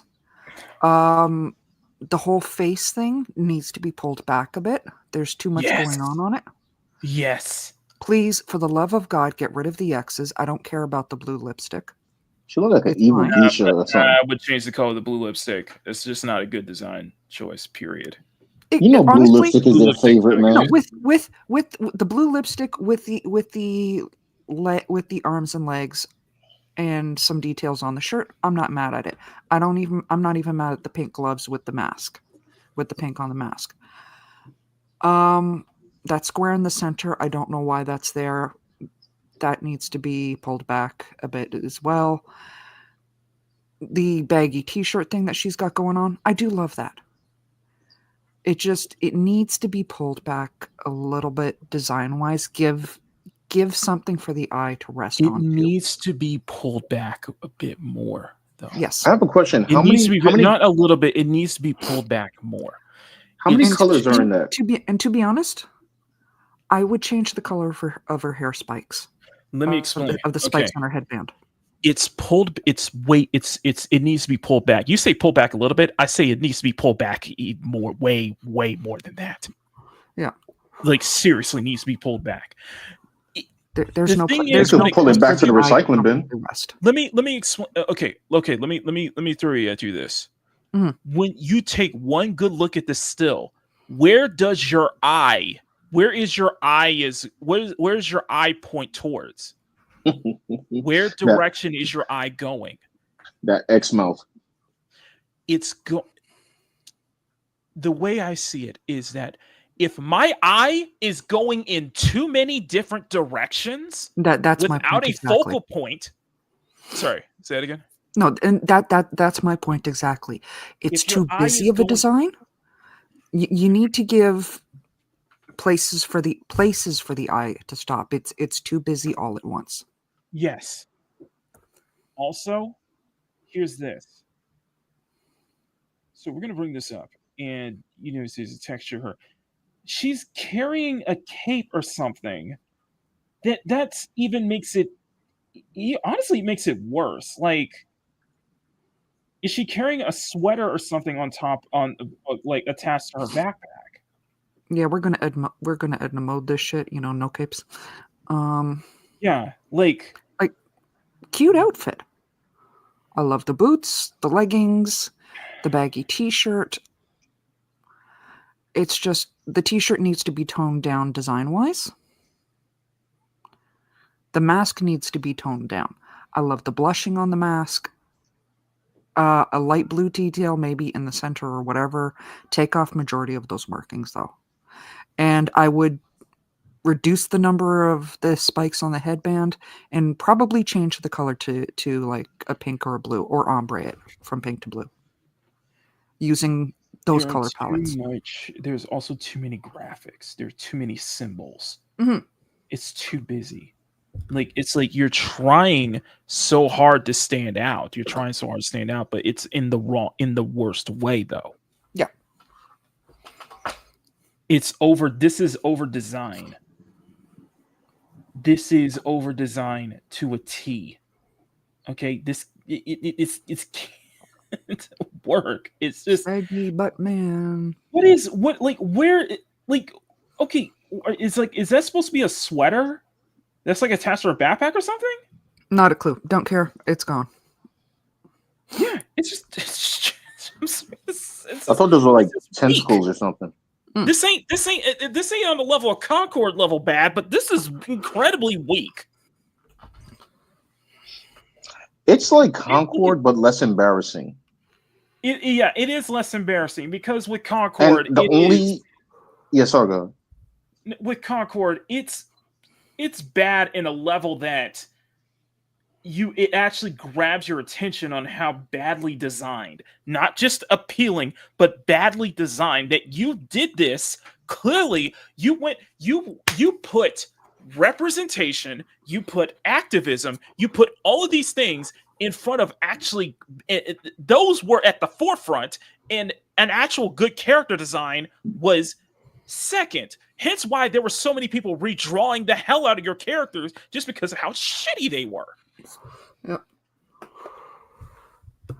I mean, Sorry, even go ahead. saggy butt man could be made. Yes. I'm working on it. Have potential. It's very difficult, by the way. This man is terrible. Yeah. I don't know what he's got. He looked like a bootleg militarized Frieza. He makes a good point. You don't want your characters to be too bland, but you end up just putting too many things on it. Mm-hmm. Yep. You got it, Chaos High. Cocaine's a hell of a drug. Drugs are bad, okay? Okay. I'm gonna give you one example. Hang on. Okay. Maki, you pre-ordered the game yet? This is one of Malbear's favorite characters. Good call. And I'm gonna. But this game is not even free to play, right? No. This is that's the other problem. This is a premium $40. This is a premium $40 price tag. I shit you not. Premium $40. Okay. I'm gonna ask you one question. I'm gonna ask Malbear just a simple question. Mm-hmm. What is it that I want you to start listing off points that you love about Nicole from Zenless Zone Zero? Start listing them off. Setting aside with the hair color, because I have a huge weakness for any character with pink hair colors. Like all of my online representation, game wise, is with pink hair. Mm-hmm. So setting that aside, absolutely adore. I'm loving the chibi anime, whatever face it is. Mm-hmm. She's got a great figure. The ripped jeans, even if they were full length jeans, I would still be down with that. Mm-hmm. The tight fitted shirt. The fact that yes, you have that nice graphic across the front, and that is something for your eyes to rest onto without too many other designs. I love the bunny back. I love the bunny, size, hip bag. I want a bear version of that in a nicer color. It's a bongo. Whatever. I want a hip bag like that. It's cute. No, the whole design. It's a more thought out design. She is frankly stinking adorable. The girl from the other game could be stinking adorable if, like I said, they had pulled back the designs, like design elements, like what I had said. Mm-hmm. Even in that colorful one, the colorful outfit could have potential. Say what you will about Hoyoverse, and we have a lot to say when it comes to Hoyoverse characters, when it comes to Hoyoverse in general. One of the things that makes them, like, it's not just the appealing look, it's not just the anime look, but you also have to think about this when it comes to, especially with games like Zenless. Hold on. The character design. I will interrupt you because Neo almost made a great point that is worth highlighting. Nicole's design works because her black and white color scheme and what does much more simpler color scheme, it can directorize to the accessory and clothing much more easier. Love it. Beautifully said. Also, the big thing is this is the cutting hairs, okay? This works incredibly well because of not just appeal, but you can tell that with each character, there was actual thought. Yeah. Like, there was actual consistent thinking. There was a thinking process. Like, we want to go for this direction. We want to go this direction. How can we make it not only make it appealing, but also fit into the world that we're creating? Yeah. And I have said this, I could say this with Marvel Rivals, I could say this with Zenless. Every character that I have seen so far is well thought out. Like, there's legitimate thought put into the characters. Even with Nikke. Yes, Nikke is gooner bait. You can say that. You can say that all you want to. But you cannot look me dead in the eye and tell me that there is not actual thought put into the designs. More than just for a fan service standpoint, there is a thinking process when it comes to this. If you want to go for that idea, like for example with Brady, when we show off with Brady 2 weeks ago, there clearly was a motif they were going for, and they actually did think about it too. The way I see this with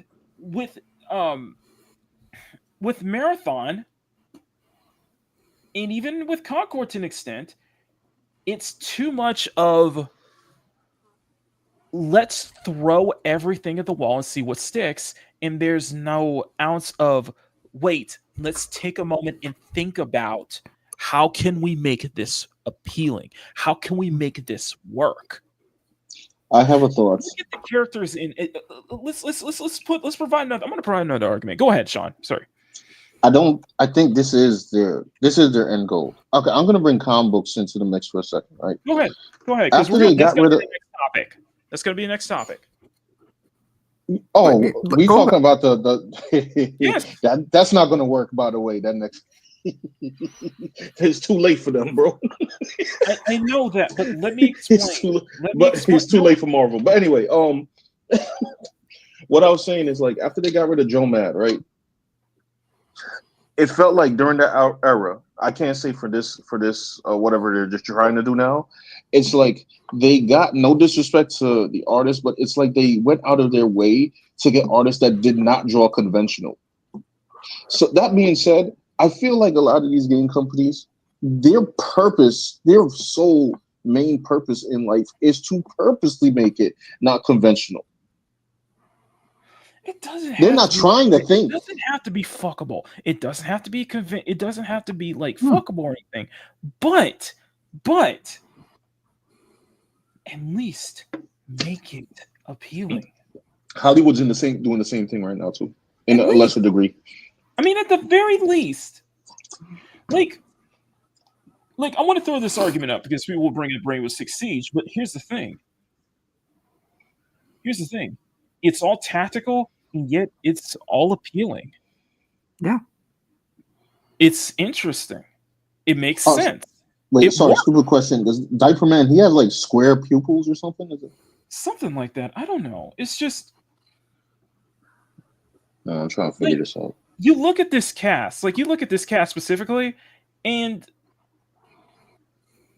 in my humble opinion, I don't think there's a single person in this cast that doesn't look interesting. Yeah. In some way, shape, or form. And this is the thing. They're not hypersexualized. They're not. They don't need to be.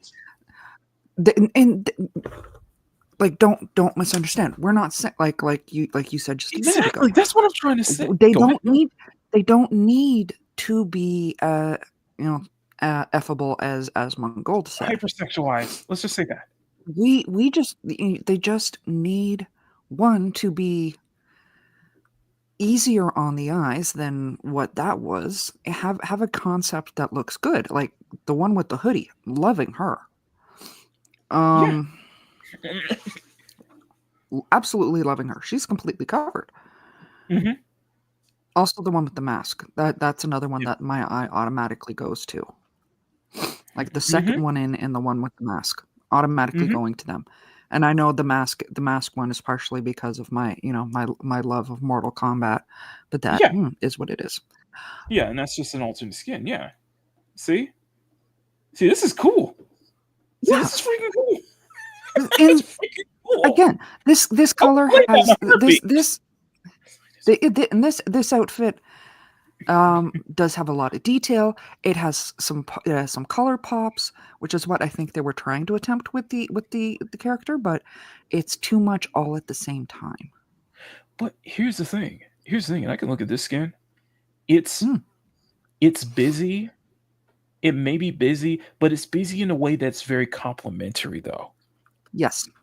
I love the fact that one side of her coat is a solid color, but then you complement with this Japanese pattern on the other side. I love the hell out of it. I love the hell out of that jacket. That is clean. If the jacket had been entirely covered in that pattern, it would have been too busy for me. The mask matching with the fact that it's on one side makes it is excellent. That is clean. With the gloves that play off of the design in the jacket, and the rest. The one side of the jacket is black. Love it. It's good asymmetry. Actually, there's excellent symmetry going on. Even the subtlety of just the outline, even that subtle gold on her. I caught that as you pulled it down. Is a very nice touch. Like this is. And no, nothing gooner about this. I would play this character in a heartbeat. Seriously, I would play this character in a heartbeat. Yeah. Just because it works so well and it elevates it. There's a coolness to it, and this looks cool. Like I don't know if you guys can picture this like I can, but like I said, if that jacket was entirely in that pattern, it would have been overkill. It would have ruined it. Mm-hmm. It would have ruined it. There's so many factors that has to matter. Like when you look at character designs, and that's what works. When you look at like you see the examples we're going for, because I'm giving them, because I'm giving that one quote tweet, one quote tweet that I agree that it doesn't need to be conventionally attractive. It doesn't need to be over designed. Like even this is cool. Even I like that design. It doesn't need to be over sexualized. It works. It's appealing. I mean, if you want to have these gamers that play these kind of games, they will sit down for hours. I couldn't I was watching that trailer and it literally felt like 2 hours. I have no idea how long that trailer was. About 3 minutes. That was like one of the Painful. longest 3 minutes in my life. Okay. Let me show you something. There was a And it is a lot of it because they put too much into the characters. Okay, I'm gonna show you. This was one of the first. This was one of the first real gotcha games that I got obsessed with, and that was the original Arknights. And the thing that caught me immediately about Arknights was its character design. Because as someone who is a sucker for an absolute sucker for urban aesthetics, that's what caught me immediately. Yeah. Is how they work in an urban it's a very urban tactical aesthetic with a lot of these designs. Hold on. Go back up in the side one there. Okay, Which one? that very first, that first one right there. Texas. That outfit. What game is this? That is very similar to what Arknights. she had on. I'll show you. This is Texas. Yeah. In Arknights. It's a shame we can't get it bigger. Oh, okay. Let me find a larger. But it's a similar looking outfit to what we saw in the girl. Mm-hmm. And like I said, it works. It's just they put too much into it. Like on the t-shirt, a simple graphic, you know. Honestly, I'd love to break down what I would do with saggy diaper man. It's a similar feel outfit. And it works because there is places for the eyes to linger. It can work. Like there's a what was the lizard? There's a lizard dude in Arknights that I really like. There's a lizard Ranger. Ranger looks freaking cool. Like you can take an anthropomorphic character and put them in really cool attire. You can't say that is Gunnar bait at all. I mean, if anyone No, who you calls can't. that No, Gunnar, you can't say anyone that who it's calls not- that Gunnar bait, No, but there's a coolness factor though. Call me Jesus. But there's a coolness factor to it though. Like he looks cool. Yeah. So anybody say that's like I don't have a say anything to call me a furry or anything, but I'm like, good design is good design. Period. Yeah. Doesn't matter if it's human or furry or not. He looks badass. I love it. He looks badass. Exactly. Like, what do you think people are so fuck it, what was it? What's her name? Polkara. People are gooning hard over Polkara from Zenless right now. And it works. Yeah. It freaking works. Her design is really striking. Hi. And that's a furry character. It's furry, and it works though. I'm just saying. You got to read the room. You seriously have to read the room. And honestly, yes. They read the room. The room was Twitter. Did Asmongold? Did Asmongold say that it was a little extreme? I think he's wrong on that front. That I don't think that's a little extreme to say, oh, every female character needs to be fuckable. Like, no. I disagree. I strongly, as somebody who is into this kind of stuff, as somebody who does fan service and a lot of stuff like that, no, they don't need to. But if they're good, it just has to be appealing. It has to be conventionally attractive. Yeah, it just has to be conventionally attractive. It just has to be appealing. Fully clothed or not. Even we could think about fully clothed characters that we absolutely adore. I mean, respectfully, I don't think characters need to be effable because that's a completely different kind of game. Yes. Respectfully. Yeah, that's called 5 Hearts Under One Roof. Where's season 2? we trying to see Maki pick some more waifus. Like we're not talking the kind of games you would find on the hub. Okay. No, sorry. I saw something. I thought this was cool. Let me find it. No, go ahead. Keep talking. Like I said, we're not talking like the kind of games you would find on the hub. I don't think characters inherently need to be affable. But whoever made the designs for these and looked at that and said, perfect. You need to go stand in a corner because you're in a timeout. Okay? Mm-hmm. I gotta see. No. I'm just. This looks cool. I'm gonna be honest with you. Wait, hold on. I gotta zoom in. I know. It's just like fan art or something, but this looks cool. I'm just gonna be honest with you. It's still got that little busyness factor for me. It's busy, yes. I like what they do. I see it. This is the kind of art that'll get you like $5,000 with one commission. Yeah, it's busy, yeah, but there are elements that I do like though. Yeah, such as like like I guess what looks to be like her coat, like the coattails, the way they hang off like that.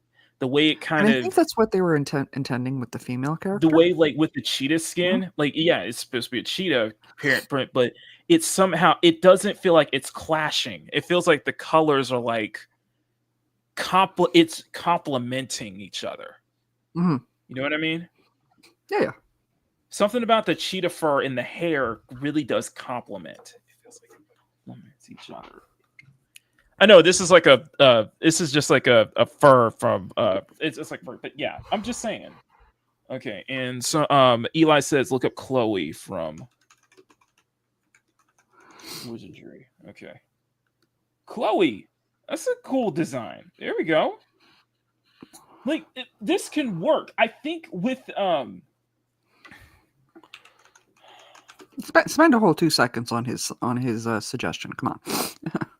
I'm sorry. I'm sorry. This is cool.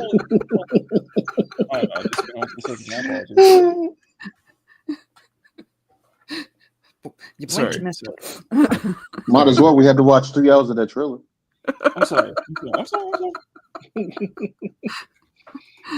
Okay. At least highlight one picture. Okay. This is Chloe from Wizardry. Thank you. This is why this is the Mama Bear show. You know what I'm saying?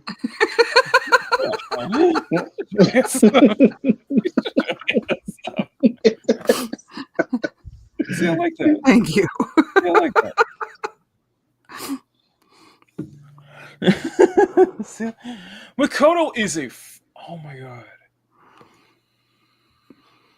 Who's that? Squirrel's sister? I know, right?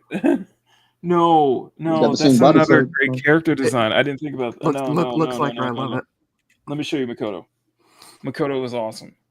Okay, Makoto is freaking awesome. She is awesome. Okay, probably the most tomboyish of tomboys, and yet it works so incredibly well. And no, covered.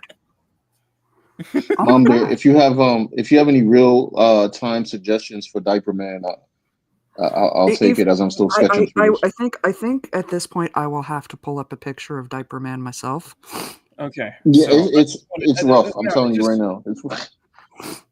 Unless Maki can actually pull up. Yeah, can we get a good picture? I mean, I'll just send it to y'all. Honestly. This I feel like I'm going to get a seizure just trying to do this. Like there's some fan art. It's just that, and some of the fan art looks good. It's just okay. For starters, I would get rid of whatever the. Give me a full body, like that one up at the top there. His neck choker thing got to go. One down from there.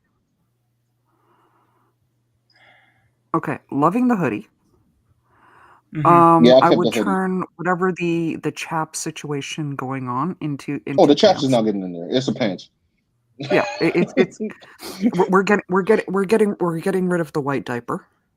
Mm-hmm. I'm not mad at the arm sleeves or the crop top, to be honest. That's a crop top. I would make his bra. Let me go back to the marathon trailer. Let me just go real quick on that. Okay. Oh, I started making it a whole bulletproof vest thing. Okay. I guess in my opinion, this is what I would do with Void. Let me get a Yeah, full. we can both break them down. Because he kind of has that mannerisms with the way he puts the stuff in his pocket like that. I like that. It's like, okay, okay, this can work. Like there's a lot of things like this dude can work. It's just he puts a lot of stuff in his bra, Part man. of my issue is I only just realized that his arms look too long. To be honest, his arms look too long. You see, I only just realized that the white where his or his deltoids or whatever the shoulders are in his chest, that's a t-shirt. It's too close to his skin tone. I legit thought that was just his skin. Interesting. I like the white and I like the black and Arctic camo color scheme. I like. Why wasn't the shirt part of the actual hoodie for being cohesive? Hold on, let me do something. His shirt transforms into a hoodie. Like his shirt transforms into a hoodie. So when he sees that one girl get shot in the head, his shirt transforms into a hoodie. Watch. Then why is not the shirt the same color of the hoodie or vice versa? Like it's messing with my brain. It's just where does the hoodie go when he pulls it down? That's one of those aspects that's bugging me. If you look at that headpiece, he almost has an Oni kind of look to it. And I'm like, okay. And I don't even mind the black lipstick at all. Like it actually. Let me attempt to do the black lipstick. I'm gonna regret this. Hold on, give me a second. But here, this is what I'm talking about, Sean. So Sean, look at the screen real quick. And I'll almost slow this down. Playback speed. I'm gonna set this half a second. Okay. Actually, I love where you have it paused right now. See, so you see that. You see his headpiece, and it just goes to full, and it becomes a hoodie. Yeah, see that now? Yeah, it's like Optimus Prime in his trailer. Oh, he got a nano hoodie. Yeah, and like he turns it visible. The Tony Stark hoodie. Like he turns it visible. That's a cool. I think that's cool. Sam Wilson hoodie. Yeah, Sam hoodie. Okay, give like I would for the t-shirt I would the white t-shirt I would give that more like actual camo type print to give it that distinction from his skin. This is he's almost got in some aspects the opposite problem of the girl. Yeah, where there's not enough. I thought that was his bare arms. Me too. What the, bro? Who designed this? They need that needed to register more as a t-shirt versus his skin. I'm just gonna say something real quick, and I'm gonna try to not sound as hater as much as possible because I know like the art industry in America is cooked. But the fact that even though I do not have enough skills to be a game designer, but they're designing this is kind of insulting, a little bit. Un poquito. Like I'm just like, come on, guys. Like, what is happening? Y'all guys are supposed to be outshining me by levels. And I will disagree with you, Grumpy. There are some guys that can look really good in a crop top. Crop tops used to be very popular then, and I'm not in the 80s. 80s, 90s. There was a lot of guys that used to rock it, and I do see a lot of guys on Instagram in the younger generation wearing them. And again, it can look good if you've got the body for it. Yeah, I would not be wearing that. I'm just thinking, I'm like, he needs to be, and that's what I'm saying. That's what I was trying to say. Like, that's why I like his design the most. But I think if anything, I would turn him into a brother. He needs to look like a brother because I think just you mean like black? You mean nibble? I'm saying I know that's a joke, I thought you meant a man. but I get the sense that he would be a brother underneath. You know what I mean? Well, I'm just saying with those lips, yeah, that's kind of registering more. Sorry. Yeah, I'm just saying I would add those kind of like. Baki, if they did that, this design would be even worse because you already know this would be Amarified, Jabamified. No, That's I why would he's so just be androgynous. They'd like, make him like Fat Albert, and you know. Or you see nah, I'm thinking, I see hate to say this. but I hate to say this, but I would I would take some designs from like I'm kind of it's the weird thing. I keep thinking of 50 Cent in his like in both of his video games that I would use. That I would take some elements from that. I would You take mean some elements Get like Rich even or On the Live Trying? yeah. like the gear I don't have a problem with. I would make that gear much more I would make it look a little bit more tactical. And it Yes. seems because it seems that he has a tactical kind of look to it, especially with the Arctic, especially what looks to be Arctic camo. I don't have know. no idea what's going on with the square thing on his forehead. Yeah. That's weirding me out. Yeah, it is weirding. I'm with you. I want to see the shirt more camo, even if it's that digital style camo. Yeah. Like even the gloves I would work with, even the gloves I would probably make it I would make it very interesting. So interesting designs he's got going there, but you know. I'm gonna show you guys what menial stuff I have in the Discord real quick. Because I'm gonna say this, I like the face. I like that black. I like that black on white. I really like that.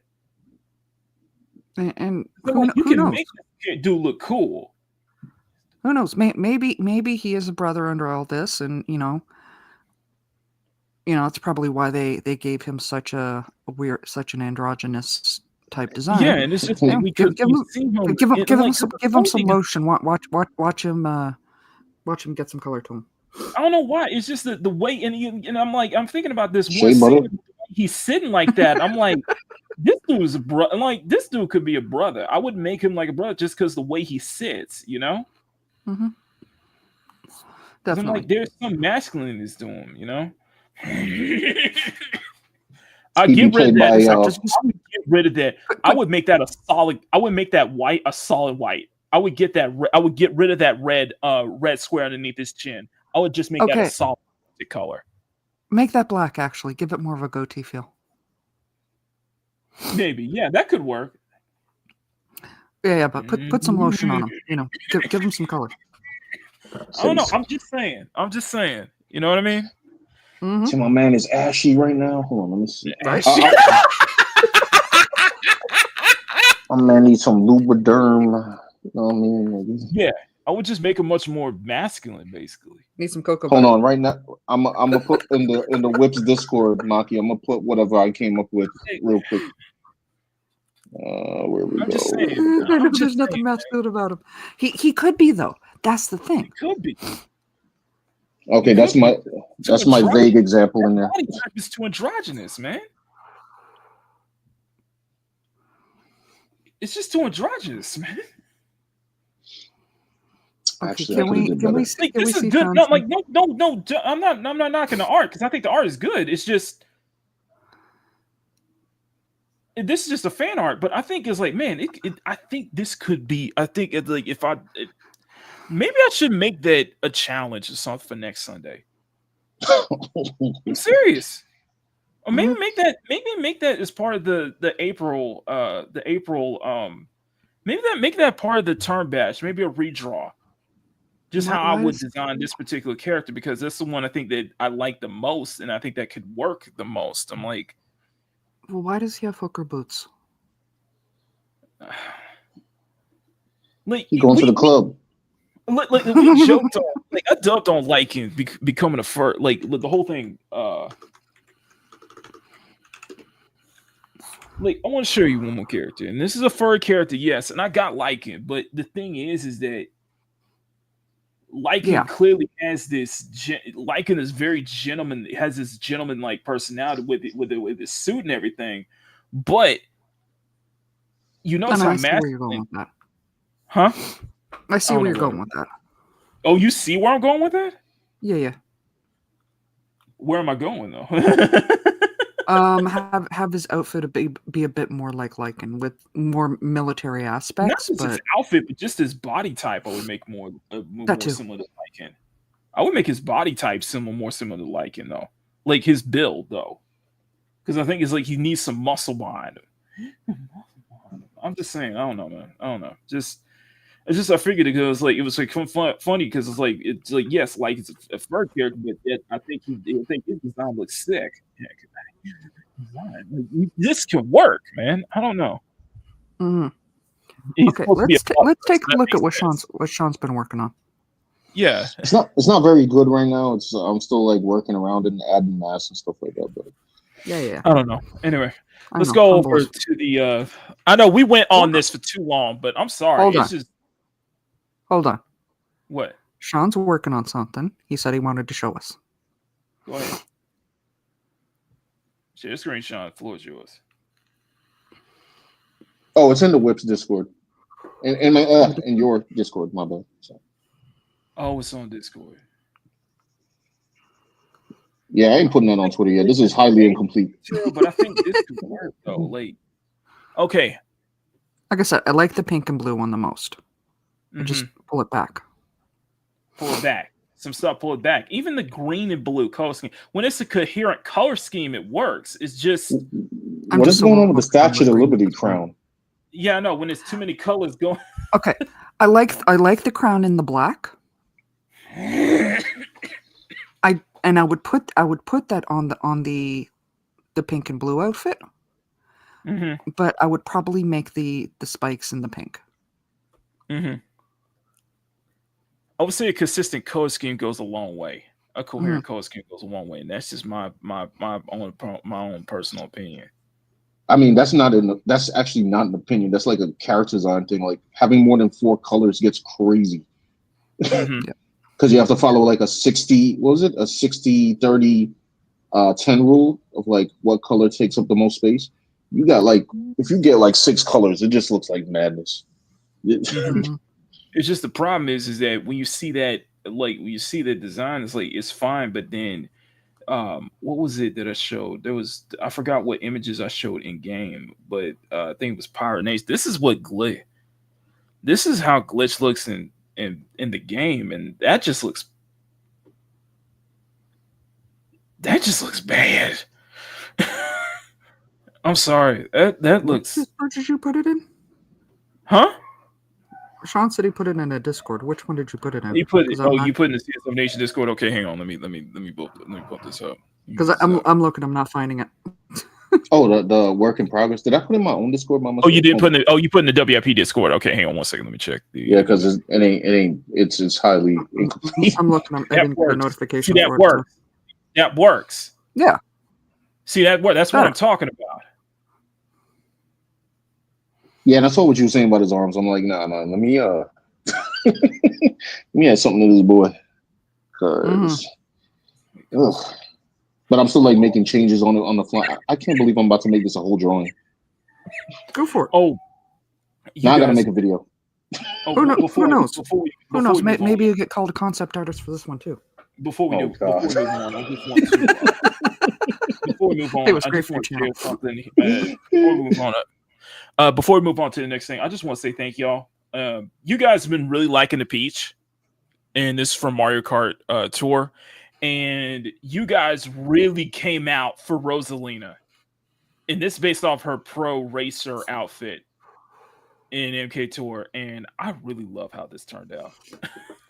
Okay, what I really need you to do with the Peaches one? Okay, turn that into a YouTube short. It was already a video. No, but hear me out. Hear me out. Turn the do a quick, breakdown or a quick time lapse of it, and put it to the Jack Black song "Peaches," please. Okay. I'm dead serious, actually. You guys have asked, and I asked you guys. I didn't get a response from my channel members.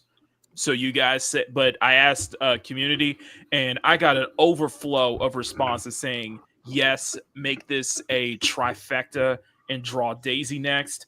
What I'm thinking of doing is I'm probably going to do Daisy in probably her more touring outfit as well.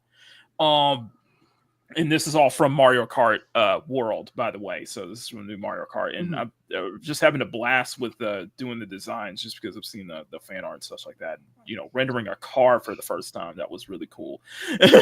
People were actually asking if they could see more of the car, and I'm like, I only rendered like one angle. That was just something I kind of threw together. But I put a lot of time in it. So, but tomorrow I will be doing. I will start on Daisy tomorrow. So, but yeah, you guys, I want to say thank y'all so much. You guys have been amazing. You guys really liking the Mario Kart stuff. So I might do a little bit more as fun with the Mario Kart. So I want to share with that. Now, okay, let's go and do. Grumpy agrees with me.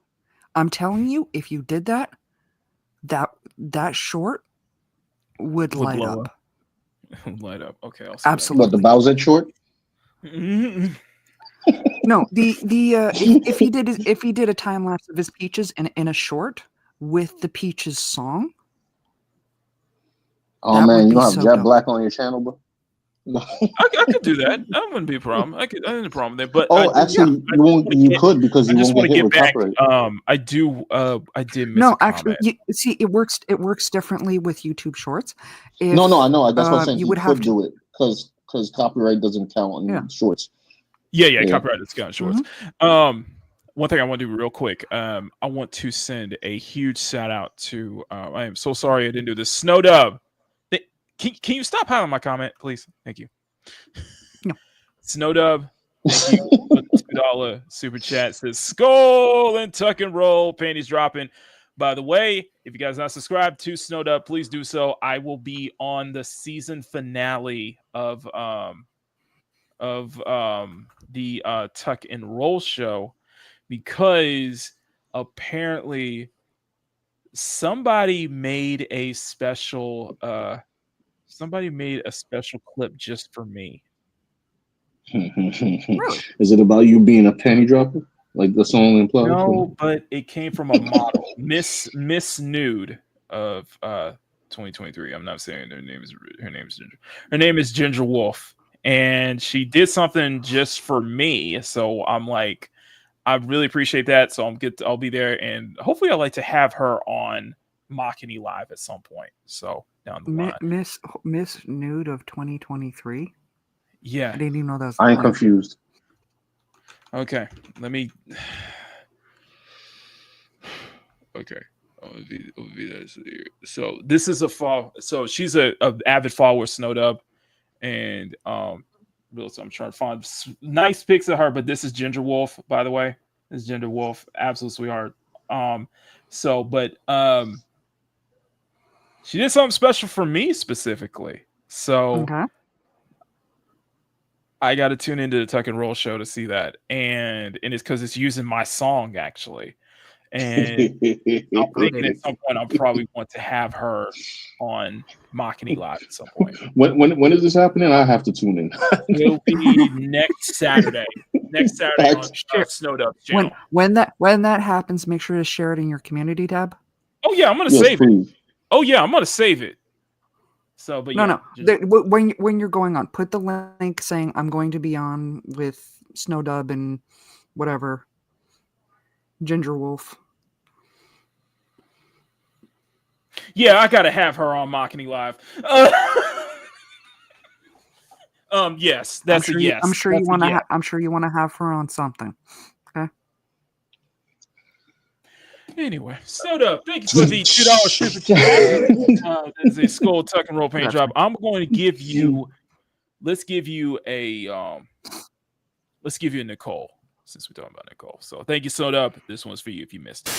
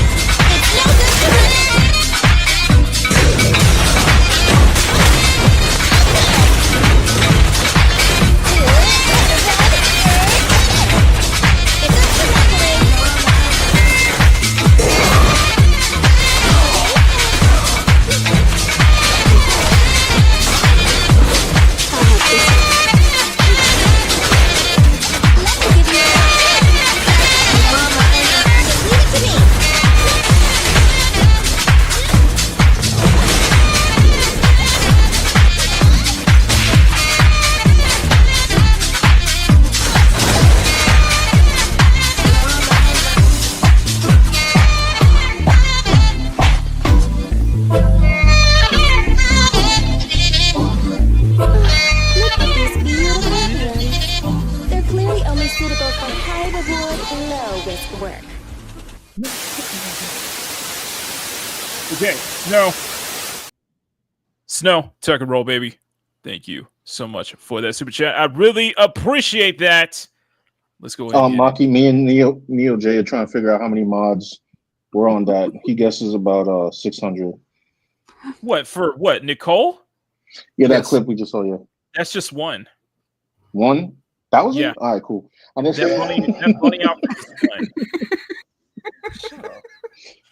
That bunny outfit is just one outfit. But you can switch out. You can actually toggle the hoodie on and off and such like that. But that's just one mod. I am convinced that Maki's Cyberpunk got like a kaiju in the back of his in Night City for no reason though. No, it actually doesn't. I'm Not sorry. yet. No. I'm sorry. After looking at that, saying you can toggle it on and off just sounds dirty. Hey. You know what? I have been listen. Still playing. I think I'm at 700. I think I'm at 700. No kaiju shit or anything like that. But there's gonna be a kaiju woman, like just a big version. No. Okay. Just a huge Pan Am in the back, like. Okay, that's gonna be Makini's Godzilla. It's just a you can't deny. a giant thick woman like destroying the Silver City. You or know whatever. what? You can't deny you like this one.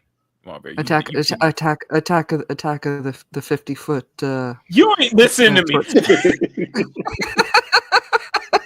See, we gave him the idea. It's going to happen. You gotta admit you like this outfit, don't you? I do like the outfit. The different pant legs thing, it's a little weird for me, but the different length in pant legs, that's just a little. Look at stylish though. I'm just saying, very sassy though. It's also very sassy. I'm just. And also, I figured you would like this outfit, which is basically the sweater, the sweater dress. I love it. I actually have one that's very similar to it. Just olive brown. Say it again. I actually have one that's identical to it, just all in brown. Just on ground. So it has that V-neck is all the way down, basically. Yes. That V-neck is all the way down, right? Do I wear it like that? No.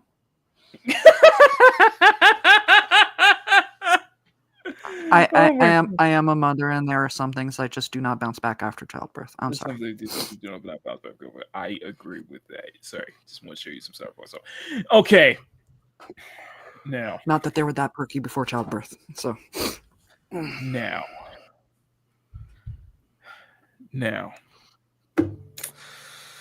you don't come back from a J and be perky.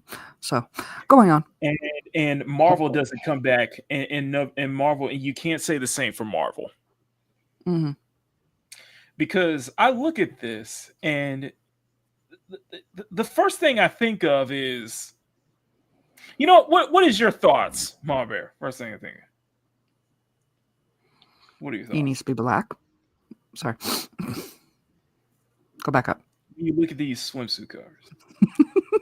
Honestly, I actually do have in my my book in my card collection the original swimsuit cards from the 90s.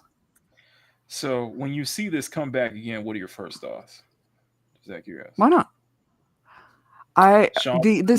The swimsuit thing, the swimsuit editions were cringy at the time. They're still a little cringy, but it's cringy in a fun way. I agree. Sean, what about you? It's too late, brethren. Manga don't beat them up, don't mash them up. It's over. Stop. I'm just saying. I mean, they can do what they want. If somebody comes across one of Bishop like this, please send it to me. Swimsuit edition Bishop, please. I take one look at this, and I only have one simple word. What? Desperate. Okay, based on your term of desperate, they are desperate. I have a question. This is desperation. After 20 I'm years not seeing of much going, difference in She-Hulk, though. She's actually more covered up than she usually is. That's No, like no, no, 90s no, no, no, no, She-Hulk, no, and no, I no, love no. that. This is the proper This is the She-Hulk we should have gotten, not the CGI Well, they weren't going to monstrosity twerking with Megan Thee do that on. Stallion. They weren't going to put her in a bathing suit on TV. Come on. yeah, no, that was Yeah, never but going to happen. no, but visually, this is the proper She-Hulk we should have got. Okay, not the monstrosity that was twerking with Megan Thee Stallion. Okay, the twerking scene. Honestly, the show wasn't bad. The show was fun. The twerking thing, that was just a little weird. Okay, I ain't gonna lie. I actually do love MJ's this swimsuit, comes from editor-in-chief Spencer of Bounty in the Comics. Spencer, go check out Bounty in the Comics. Just Spencer, if you're watching, please make sure you got your grammar correct when I read this. Okay. I do not want to stop in the middle of reading just so I can correct your punctuations. It's not even just the punctuation sometimes. That happens every time when I read something from Bounty in the Comics. I'm like, okay, guys, come on now. Proofread. You're gonna have to start paying me to correct your spelling mistakes, okay? Why don't you- I'm gonna start charging. You gotta go apply, bro. Marvel Comics announces the new swimsuit special for the first time in 30 years. Pinup book to tease future Marvel Rivals costumes. Oh yeah, they're going to be in Marvel Rivals. We're going to get swimsuits in Marvel Rivals, and there's going to be more meltdowns over it. So I can't wait. This is going to be fun. In a revival, admittedly seemed completely out of the question given current social attitudes towards anything that could remotely be considered sexy. Well said. Marvel Comics has shockingly announced for the first time in 3 decades, ostensibly to bank off the massive success of Marvel Rivals. The summer will see the release of brand new swimsuit special. Okay, hold on. Early 90s. Go ahead. Hold on. Go back up to that picture. The group shot. Which one? Yeah, the group shot. Can you enlarge that? Yeah. Why? Why? Oh, Jesus Christ! Is it T'Challa? That's Carol, right? That's no, Yeah, no. It's on the side there with Scott, and I'm assuming Jean. I thought they gave Jean a treasure trail. Yeah. Oh, I see how you. Okay, yeah, I see how you could mistake it. It's weirdly cropped. They're weirdly positioned. I'm like, what? Why did they give her a treasure trail? Anyway, a staple of early 90s comic culture, Marvel swimsuit specials were intended as a parody of annual Sports Illustrated issues, so much that the first special was totally titled Marvel Illustrated the Swimsuit Issue, and delivered exactly what they promised on the cover, swimsuit pinups of various Marvel heroes and villains. Featured contributions from a range of artists such as Adam Hughes, Gary Frank, Dan Panosian. Specials depicted not just the publisher's female heroes like Scarlet Witch and Wasp, but also male ones like Cap, Hulk, and Scarlet Spider. And though this particular type of cheesecake special seems to have put the final nail in its coffin, now the infamous outrage surrounding Milo Manara's... Oh, God. I remember that. Lord, I remember not that. again. Not that again. Well, Frank Cho's still one of my favorite artists, though. And I step up the bat for Frank Cho. I will happily step up the bat for Frank Cho. Panosian too. Now infamous outrage surrounding Milo Manara's Spider-Woman cover. In the surprising twist, Marvel Comics has surprised even their own reader base with the announcement of swimsuit special Friends, Foes, and Rival. Sporting a main comic cover with the aforementioned hues and three variants provided by Mark Brooks, Turing Clark, and Russell Dodderman, respectively. The special will not only present readers with hot new ones looking at favorite characters, but do so as part of an original story by writers Tim Seeley, Tony Flex, and artist Nick Bradshaw. Okay, pausing on the female group shot. Which one? This one? I just wanted to look at the outfits. Captain Marvel, not mad at. Rogue, I want a redesign on her bathing suit. Why? She-Hulk, it's given 90s vibe. Love it. No complaints. Same with Spider Chick there. Mary Black Widow, Jane. beautiful. Oh, Paul's wife? Yeah. Okay. Loving Mary Jane and Black Widow. I like Carol. I was like, wow, Carol looks actually feminine here compared to her previous comic outings. I don't see a problem with Rogue's suit though. I don't love Rogue's suit.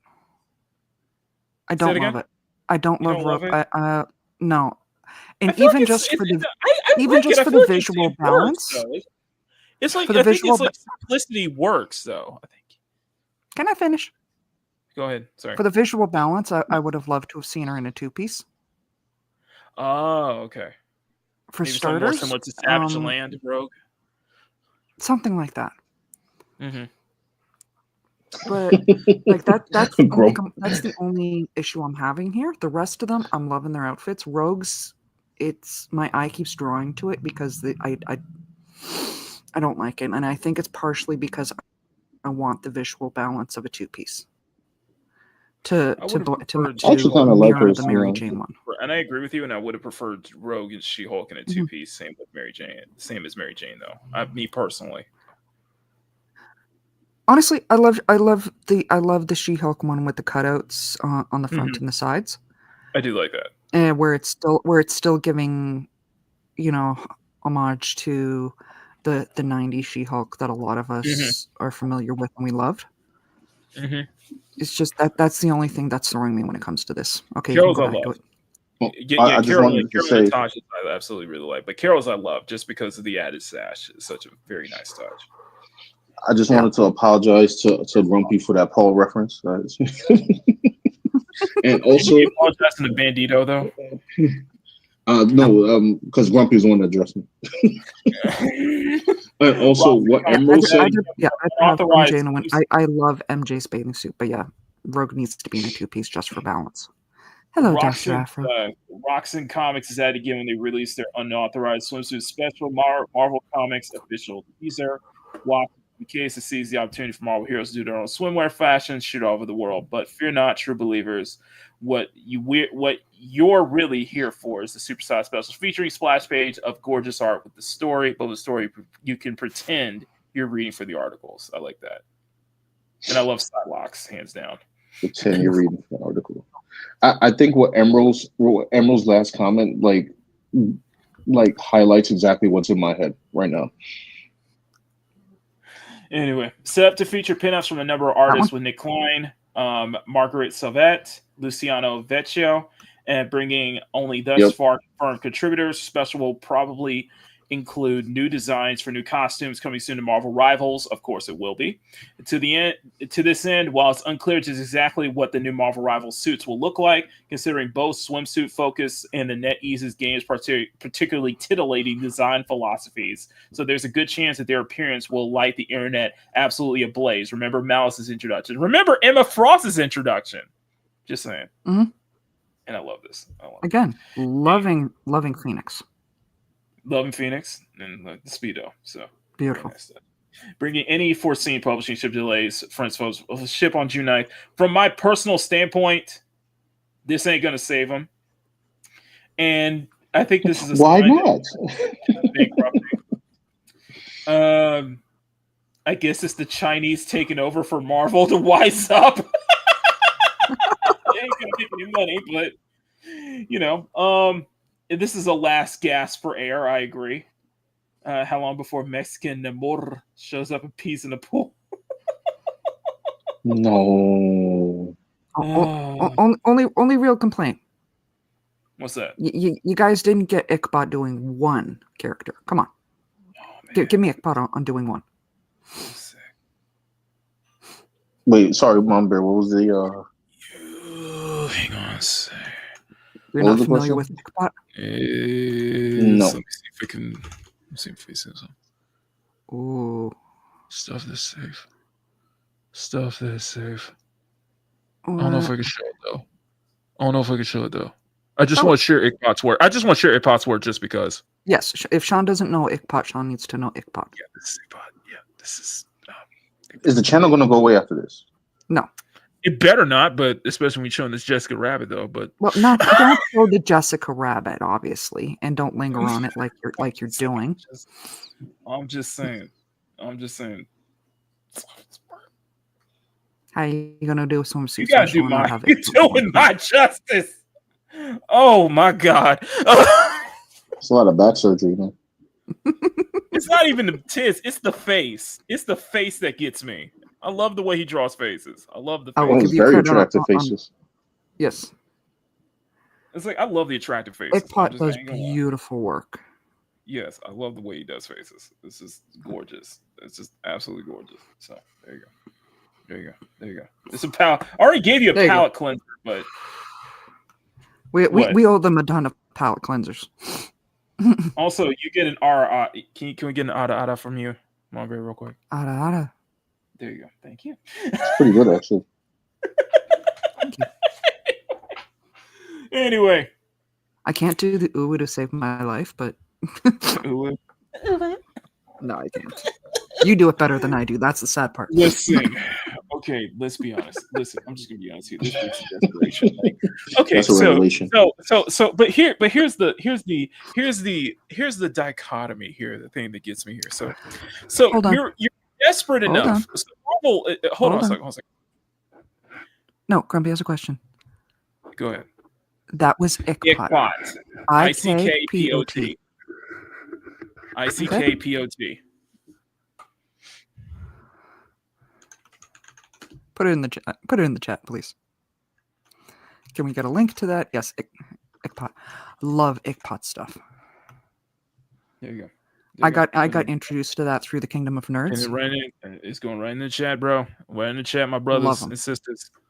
Right in my chat, my brothers and sisters. There you go. There you go. This is Twitter.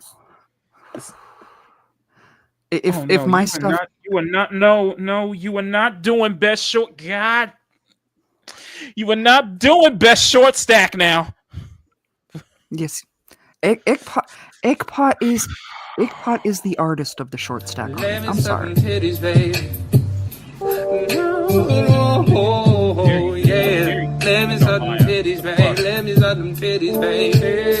How dare you?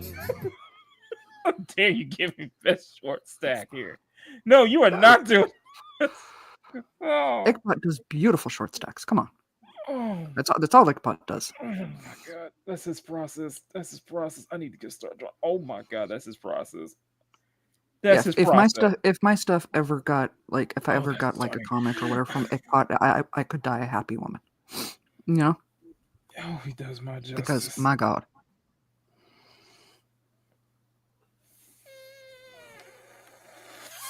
Oh, I see all his stuff is. I see all his stuff is.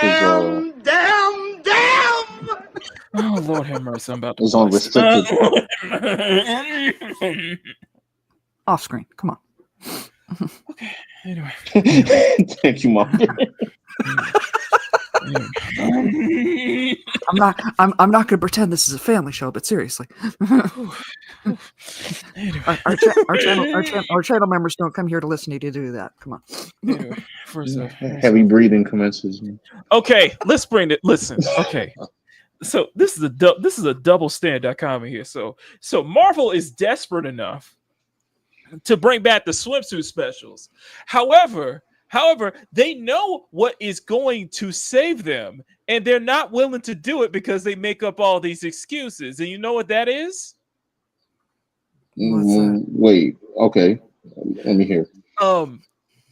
Have Peter and Mary Jane be together again? That will save them for old heads. Ultimate Spider-Man is doing well because it's Peter and Mary Jane as a married fan couple with children again. Hey, Sinavik. And yet, they refuse to. They refuse to do it in the main comics, though. They literally said they refused to, right? Didn't they make a whole thing? By the way. By making her own superhero called Jackpot. I'm like, no. Peter, so long as you're not having like Peter hook up with like some dude, because that would just be Not completely yet. out of. They do Not yet, Peter Mama Bear. dirty in the comics. He's always they always make Peter a loser. He can't afford his own home. He can't even have a marriage, can't have a girlfriend, anything like that. I despise what Marvel does with Peter. Way more so than what they did to him in the Insomniac titles. Yeah, I remember this dude when I was growing up reading Spider-Man comics. He was a full-blown man, not even a kid. Whole married for years, bro. Yes. Years. But now, marriage is part of a outdated concept, and we need to learn about. I don't know. Because they can't. Because for some weird reason. Because for some stupid ass reason, they can't. Some stupid ass reason, we're not allowed to move on from one more day. We're not allowed to move on from that. Peter can't be happy anymore. I'm so sick of it. And Spider-Man is one of my favorite characters. For freaking once, let Peter and MJ be together for once. Let Peter be happy.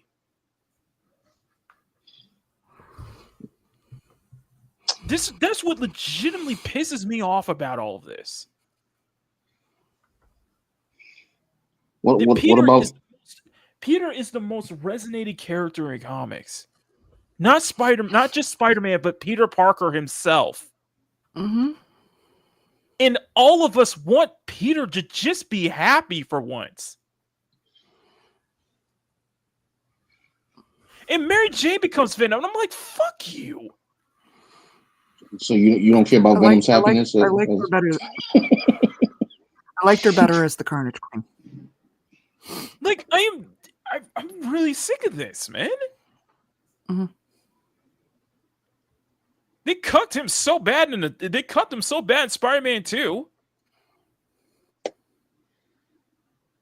And I'm like, and Lord knows what they're gonna do with Tom Holland's interpretation in the MCU.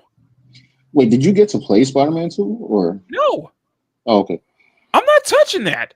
I mean, me neither. I'm not touching that piece of shit with the 10-foot pole because there's only one Insomniac Spider-Man game to me, and that's the first one because that is the most authentic version of Peter. It's like the part best one is fire. Peter Parker we've gotten. Yeah. So you can tell from the tone of my voice how angry that kind of shit makes me. Because guess what? I resonate with Peter Parker, not Peter Darker. Who? Oh, you're talking about Thor. Sorry, I got confused for a second. I'm turning into Kato right now. Damn. If that particular phrasing catches on, I'm gonna blame you. No, that used to catch on. Young Ripper used to catch that coin that term Peter Darker. Yeah, Eric, and it's stuck in my head ever since. There's only a certain select kind of people that can use that phrase. I'm just saying. Like I can't, man. So all I see here is just reeks of desperation. That's all I see is desperation. Like, because you know the trouble you in, and it ain't helping that your editor-in-chief Tom Brevoort is out here saying, you don't like it, don't read it, because people want Peter and Mary Jane to actually be together again, and the way you screwing up Mary Jane's character so bad. When Mary Jane was always the girl next door. Always that girl next door supermodel. And seeing both of them together happy, and they need to be together in the main continuity. You're allowed to do that. You're allowed to have Rogue and Gambit be married. Riot. What happened? Let me go see the comment. I highlighted it. You allowed to have Rogue and Gambit be married, which that's going to happen in the comics. That Rogue and Gambit are going to be married, but you can't let Peter and MJ be together again. And that one angers me, man. I was trying to think of a Thor term, and Ryan could hit it perfectly. Right. I can hit the nail on that. Hold on, I gotta say hi. Yes. Old and dark. And while you're saying hi, there was a comment that I saw earlier that I had to No, I'm comment just saying on. hi to Orville. PJ That's Orville fine. Nation. How you Go doing, ahead. PJ? Go ahead. Emerald, No, I'm stealing just this. he's streaming right now. I just wanted to just shout him out. I just wanted to just Okay. poke over, say hi to him real quick. Okay, Emerald, I'm stealing this. I love it. What was that? Thick pot. I love it. Please tell me that somebody clipped that. Please tell me that somebody clipped that.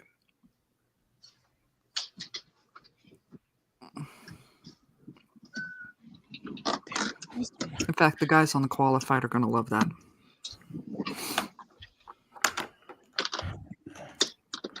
Damn. Oh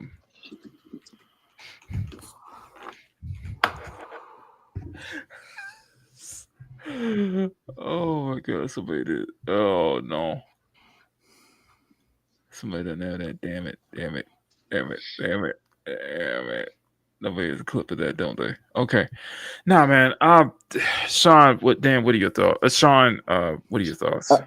Okay, so you know what's funny? I would love, even though it wouldn't happen, I would love to work for Marvel Games because working with NetEase would be pretty cool.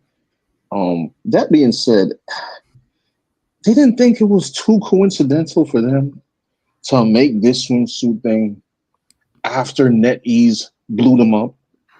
Like, it's so obvious. I'm like, yes, guys, you for like literally 2 decades, probably more, you just driven the comics into strange directions. And now all of a sudden, when NetEase puts y'all in the check, bringing back the fame, bringing back interest in the characters, now you have a swimsuit edition after like 8 billion years, bro. Come on now, dog. Like, at least wait another 5 months. And also, I'm trying to be as positive as I possibly can be, but I still remember Demon Slayer destroying the entirety of the comic industry. Just one manga. One. Who is this for? Who is this swimsuit edition for? The older fans that are now disgruntled? I mean, kids that read manga is not going to care about this swimsuit edition. And I'm not saying because the art is fantastic. It's just, they're into different things now, man. I'm not saying I don't even want it to do bad. I hope it does well or something. I'm just like, I don't know who it's for now. It's like people have been disappointed for so many years, and now it's like, oh, swimsuit edition. I'm like, or I could just go play Marvel Rivals. Exactly, man. It's exactly, man. I'm just you know what else? You know what else? You know what I'll buy in a heartbeat? What's that? A Marvel Rivals art book, bro. Yes. I'll be there in 2 seconds. Yes. And I already know about 4 of the artists. I would buy a Marvel Rivals art book over an Acolyte art book, by the way. That is the thing. There's an Acolyte art book? Yes. Who's on the Acolyte art team? Okay. Yes. Maki? Yes. Do you have your phone near you? Yes. Okay. Look up what Grumpy's talking about on your phone, not on here. What am I looking up, man? On Twitter. Thickpot. THICCPOT. Do not look it up on the computer on screen. Why? Why am I need to look that up though? You will love it. He's already angry about the Spider-Man thing. I'll look it up. What am I looking? Okay, what am I looking up? Like is it on Twitter? Yes. Oh, is this some kind of like? It's an artist. Is this like a parody account though? I don't know, but they do beautiful work. Is it Stickpot getting sticky icky? Mm-hmm.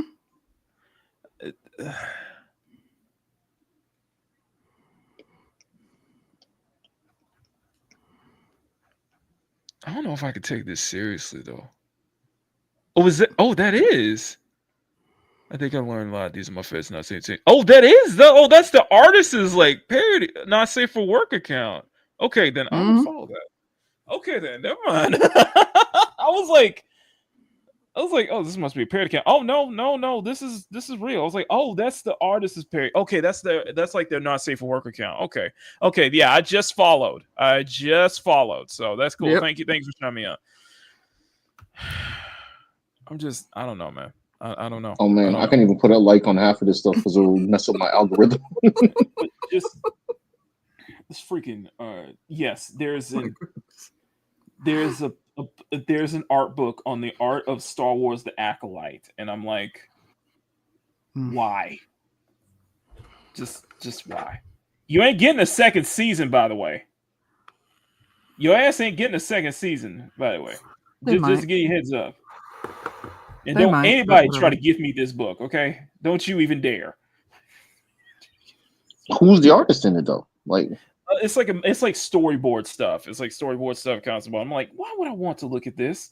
I don't even know why we're talking. Because you need the art of many. I don't know. I have all the artists. Okay, we are. Sorry, bad joke. Okay, I got one more topic in me, and this one, we're gonna get serious. I think I'm thinking I might get a little serious with this one. And this is a topic that I don't. This is a topic I'm not sure Sean wants me to cover though. If it involves any kind of gates, then no.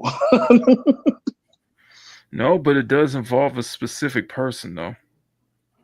Oh, it's Melanie again? Cool. No, man. Oh, my boy?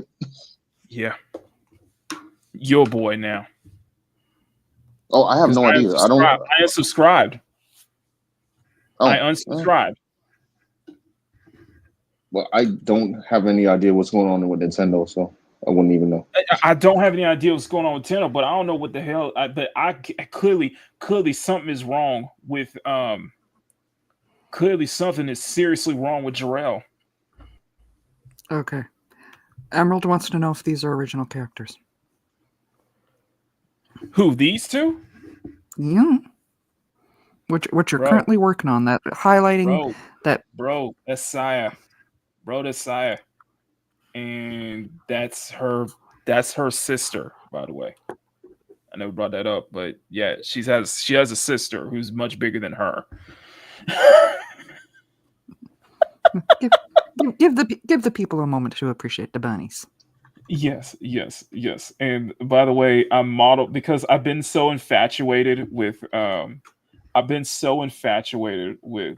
Saya looks in Cyberpunk that I am basically redesigning her a second time just so she can look closer to her Cyberpunk counterpart. Like, I'm so happy I redid the face.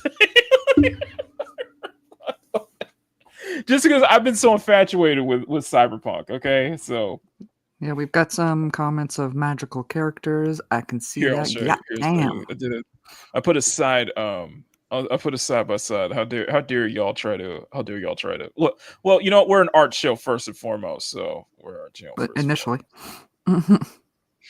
Initially, and we got 17 people watching. You guys are freaking amazing. So hang on, I gotta show you this one. I gotta show you this community tab real quick. Where's my community tab? Actually, wait, what time is it? WrestleMania's coming on. 5:09. Okay. Here you go. Let's see. I've been so infatuated with Saya's character that like when I did the face render, is that close or not? Fantastic.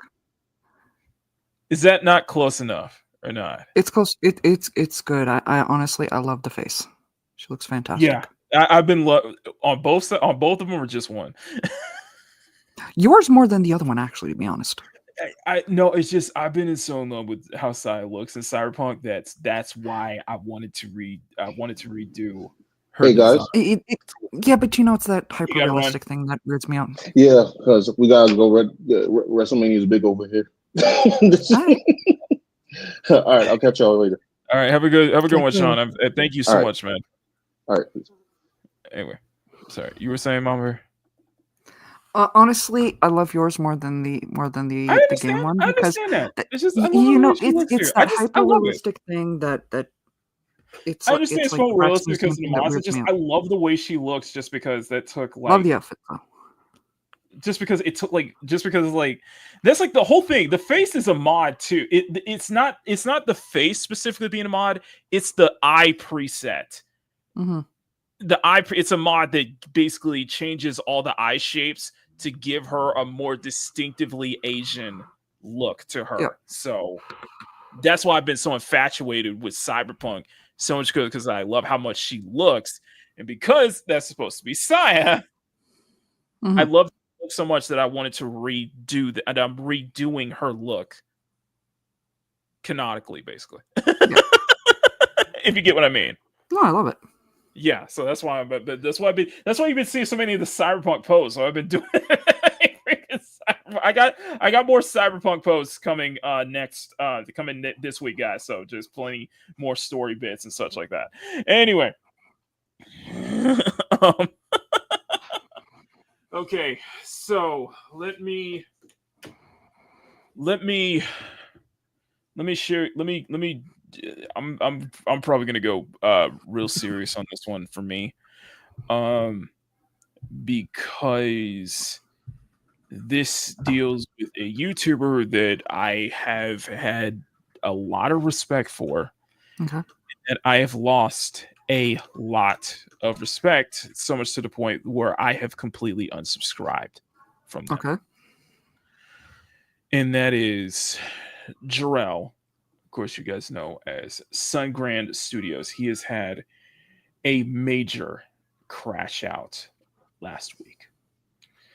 Essentially, what happened was that he is a developer. He is a game developer. Okay. And he is also big supporter of Nintendo, which I can understand that. And he makes really good content. He doesn't really like go into like the industry stuff when like stuff that we get into, because he focuses on trying to make very fun, very enjoyable content and such like that, and very funny content. Yeah. And I imagine going too hard into the industry stuff would probably hinder his job prospects. It did, and it ruined his reputation. Because apparently I was jumping ahead. Jarrell did the cardinal sin, and I mean the absolute cardinal sin that you can do not only as a YouTuber but as a creator, as a creator in any field. And you know what that cardinal sin is, Mama Bear? Hot tub streams. No. Worth a shot. It's the obvious one. Attacking your fan base. Oh, jeez. Yeah. So during the Switch 2, Switch 2 was revealed a couple weeks ago, and there's been a lot of talk about the Switch 2. In fact, so much so that the biggest concern, obviously, is the pricing structure. Is the pricing and how it is meant to be, and how Nintendo is handling this pricing structure. There are legitimate concerns with the Switch 2 right now because of the price. And you cannot, and I'm sorry, and this is from my personal opinion, you cannot use the situation going on with the tariffs as an excuse. You cannot. Okay, so to Doug Bowser,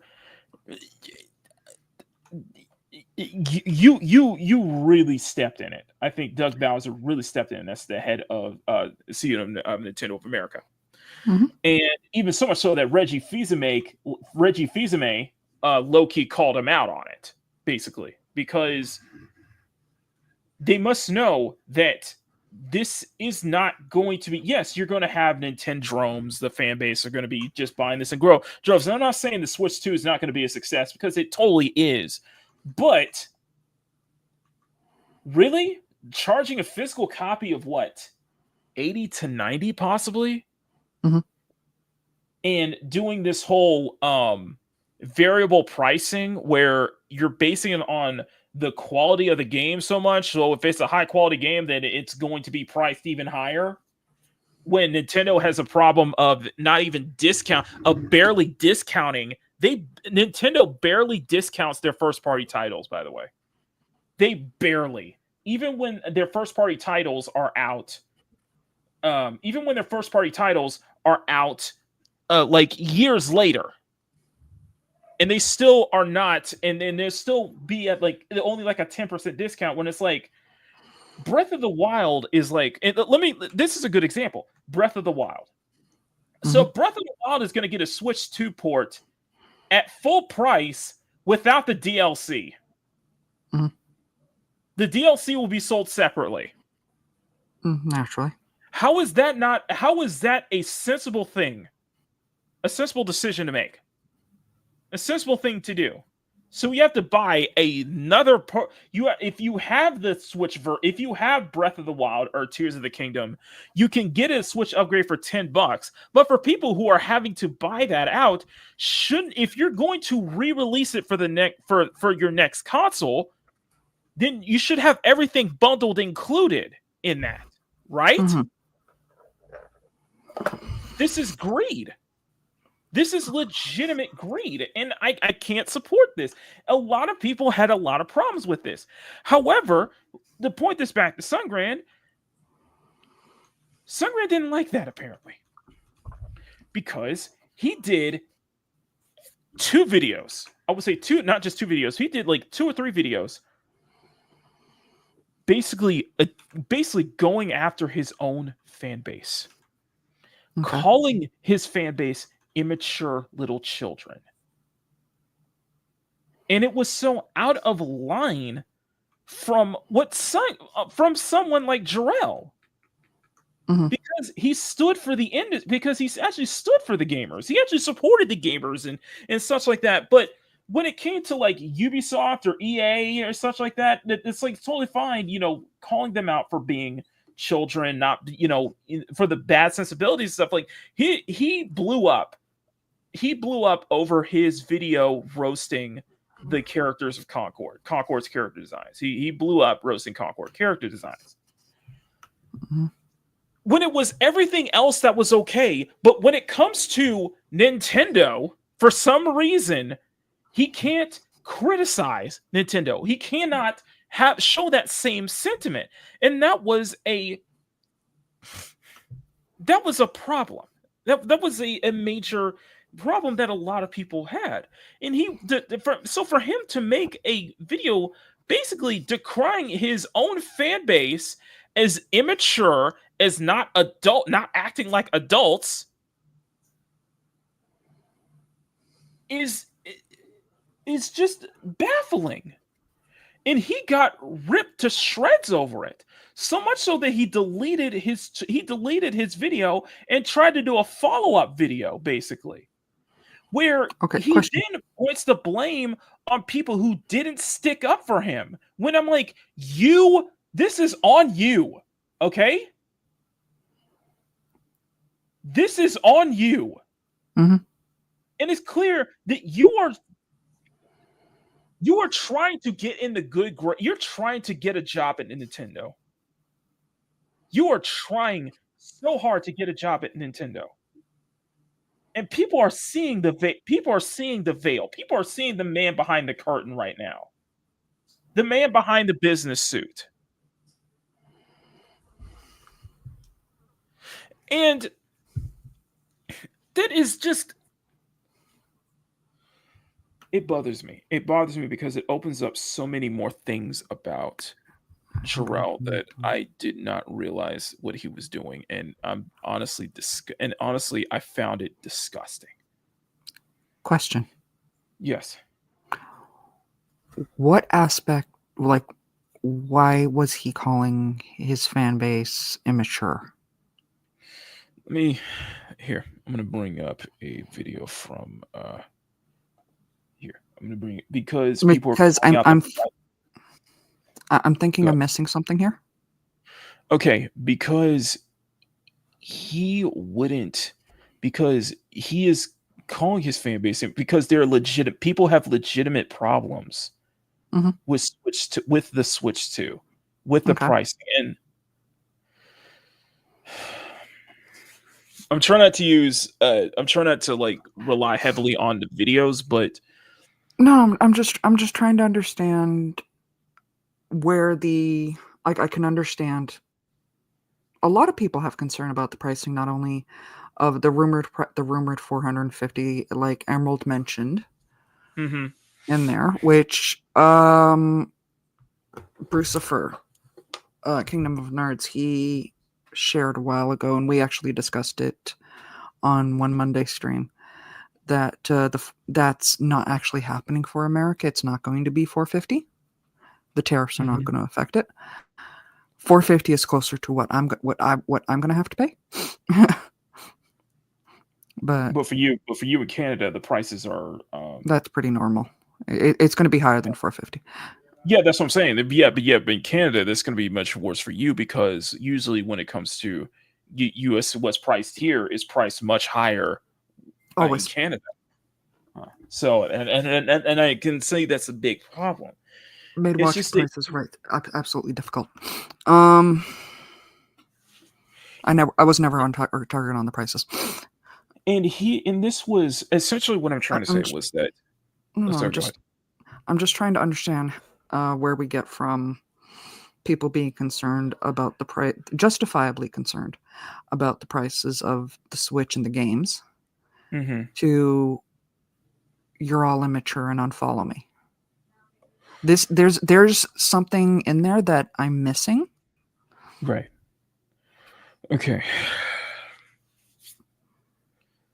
Like, was he out of Because line for saying it? the way Absolutely. he does videos, in kind of two distinct styles. One that's more laid back and kind of a fun environment where he's not in a suit, but when he goes serious, he goes into a business suit.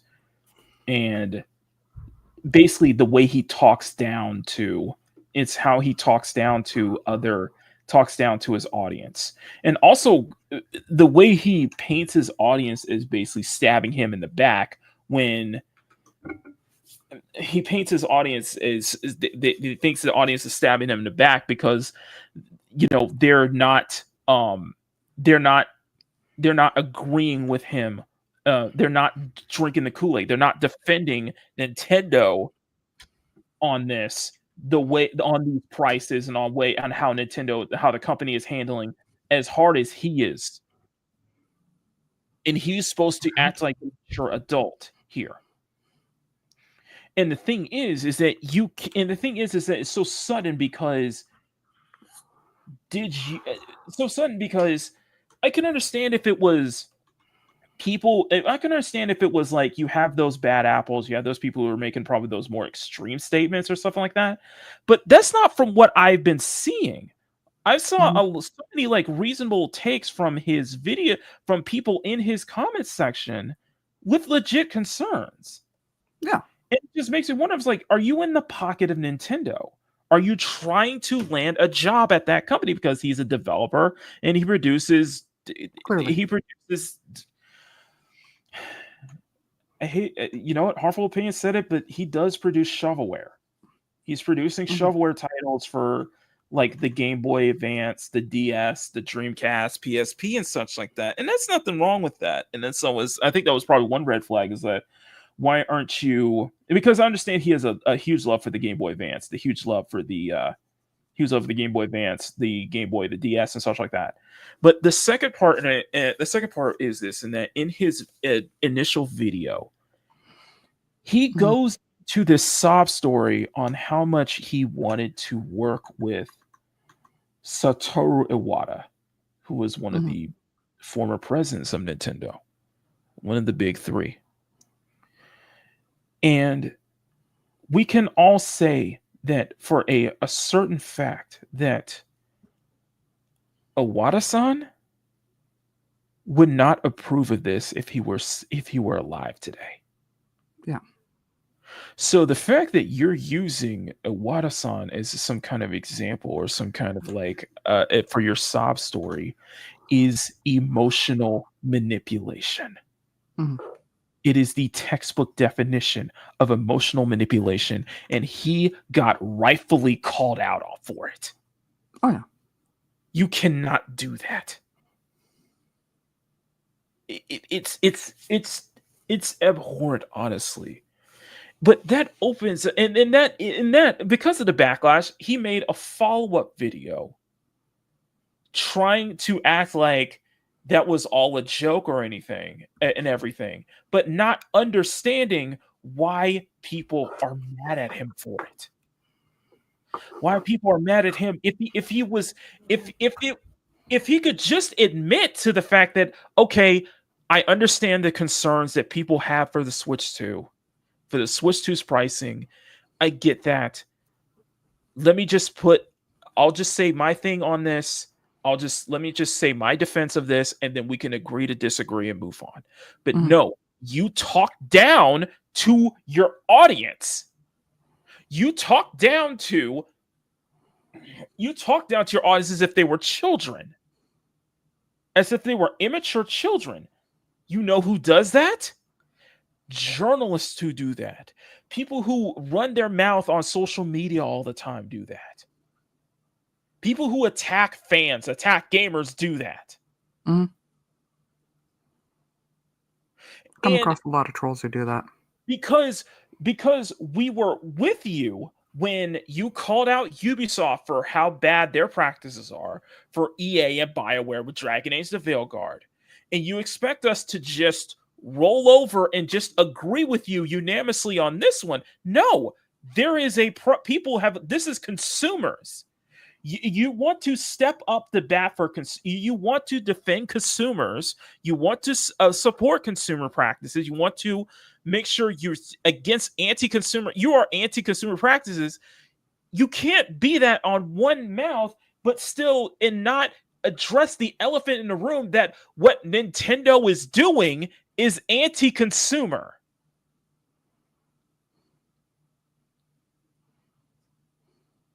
Okay, you can't be like, it's okay to call this set of companies out, but you can't say the same thing about Nintendo because you're clearly trying to get in the pocket of Nintendo. That's what I have a problem with. And the fact that you would have the gall to use Iwata-san for your little sob story is honestly disgusting. Honestly, disgusting emotional manipulation.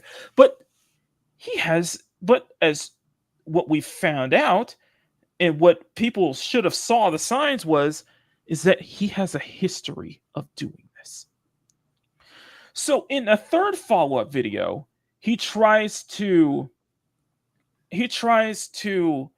act like, we were all in this together, and he specifically name drops Veradark, Smash JT, and Hypnotic, thanking them for the work they do, and it feels like they were all in kumbayas with each other, when even Smash JT, even those three were even calling you out on this behavior. Now, granted, I can see where Hypnotic is coming from, especially with his defense. I can understand that, but even then, Hypnotic kind of saw like, okay, there's something mentally wrong with Jarrell right now. There's something that is seriously wrong with Jarrell, and it went into him wanting to create this positive environment, this safe environment for people to relax and just have positive vibes and such. So his brilliant idea was to tell his audience not to follow him, basically try to go after the trolls and such like that, and telling them not to follow him, and painting it ends up painting his entire fan base. He lost over 5,000 subscribers, by the way. In the span of these videos he's made, he's lost over 5,000 subscribers. And from the way I see it is that this is clearly someone who cannot handle success. Because Small Bear, Jarrell blew up overnight. Ever since his Concord video, his stuff has blown up overnight, and he's shot up to 100,000 subscribers. But he's not able to handle that success. He is not able to handle that big of an audience. And here's the thing, you're going to have trolls in your audience. You're going to have detractors. When you get big, you're going to have those kind of people show up in your chat. You can't get away from that. Even me, as a small fry, I'm just a small channel. Even I've had to deal with trolls. Even I've had to deal with detractors. Even I had to deal with people calling me this and that for my opinions and such like that. We all do. Even small channels have to deal with it. But what you don't do is attack your audience. Try to paint your entire audience to weed them out. I understand your attempt to try to weed out the trolls and such like that. But you ended up painting your entire audience too. And if I understand that, if you specifically wanted to point out someone like Fertanga, who has been calling you out at multiple times on how you are treating your audience and how you are shilling for Nintendo, I could understand if it was just one person, but you took it out. The problem is that you did not act like a mature adult, and you took it out on your entire fan base. And here you are trying to play that off like it's nothing. Trying to play that off, trying to sweep this under the rug, when in reality, you're having a crash out. This is a legitimate crash out moment right now. Mm-hmm. But it gets worse.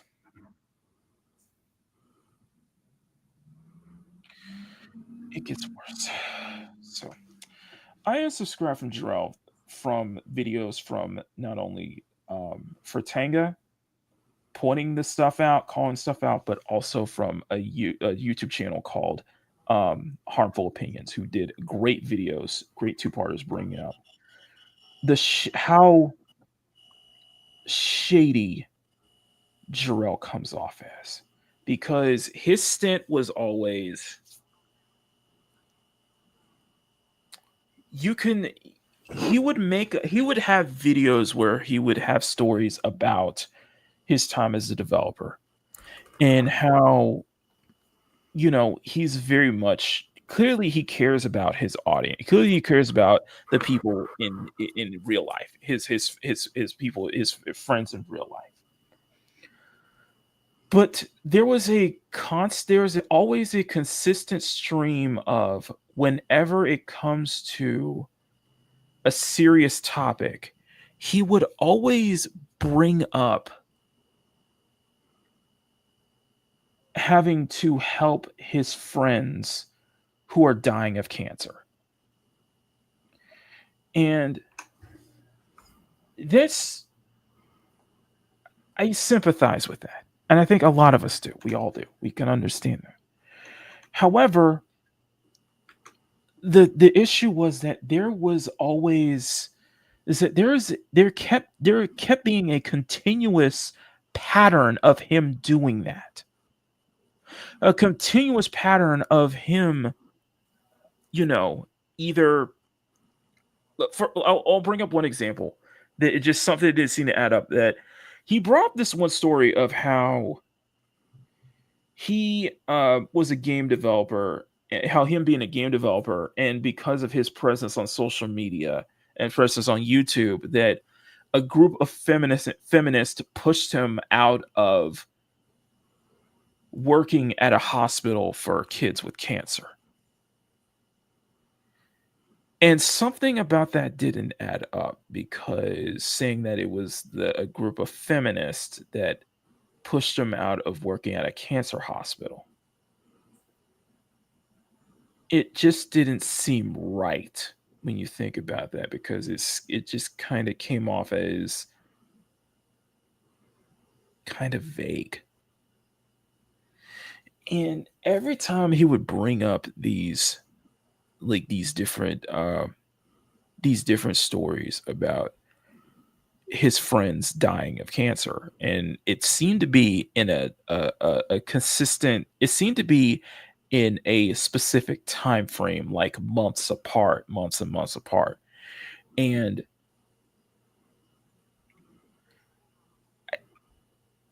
it makes me feel, it made me believe that, okay, either you are, either you're somehow you're having this kind of luck to where the people you're working with end up, end up getting diagnosed with like cancer, leukemia, or you're working, or the people that you're associating with are very old people, honestly. Mhm. You know what I mean? Like you're associating people who probably have been diagnosed or are, are on the verge of dying, let's say of natural causes and such like that. And you get the sense that there might be some, in like what Emerald is saying in the chat, trauma dumping for sympathy. And it comes off as very emotionally manipulative. Like for example, another story he would bring up would be, he brought up in a recent video, was him going to a grocery store and having to deal with a someone who was trying to stab people with a screwdriver Mhm. at a grocery store. And something about that didn't add up. Something about that didn't add up, especially the way he was like saying that he was in between him and the people at the grocery store, the people at the grocery store, and trying to pry them away, and then saying that some jackass or somebody who thought that they knew better than him could step in and try to ease the tensions and such like that. And it just came off as just something didn't sound right. Something, it came off as something like, I think Smash JT put it. It sounds like something that would happen in a GTA Online. Mhm. And that was another set of eyebrows, though. That was another set of eyebrows, though. And I get the sense that between all of always trying to talk about, always trying to bring up the stories of people he's working with, people who friends, close friends dying of cancer, and especially in this, you know, especially in during this like this period of time and such like that. I can't I can't help but feel that he is clearly, either he has the worst of luck, or he is emotionally manipulating his audience. Probably. And I do think that there is something, and it's not done as a joke though. There is clearly done serious about a lot of stuff he puts up, and the way he kind of handles himself in his videos as well makes it feel like there's something seriously wrong with him. And I think the straw that broke the camel's back for me was in one of his recent videos where he tries to address the situation, the crash out he had with the Nintendo video. Mhm. He never once shows any form of accountability. Like he doesn't once show any form of like accountability, and like, this was on me. Okay, I messed up. Okay, I messed up. I shouldn't have treated. I know my audience is more mature My audience is mature adults and they have legit concerns. And I should have handled this situation better. But we didn't get that at all. And I think that was the point where I was just like, I'm unsubscribing. I cannot, in good consciousness, try to support anybody like that because it's clear that Jarrell is putting on a mask. Mhm. All I'm seeing is a mask. And the way I see it is like, there's the whole thing is like, never meet your heroes. And I think another caveat is that don't be fans of other people's channels. And I think that was kind of my mindset of like, you shouldn't be a fan of somebody else's content. You should be a supporter. Just be a supporter. Keep your distance in a way when it comes to that, Yeah. And there's a thing about putting on a mask and such like that, because I'm not trying to brag. I don't want to brag, but with me, what you see is what you get, my opinions on stuff is actually how I feel. It's not a grift, as they would call it.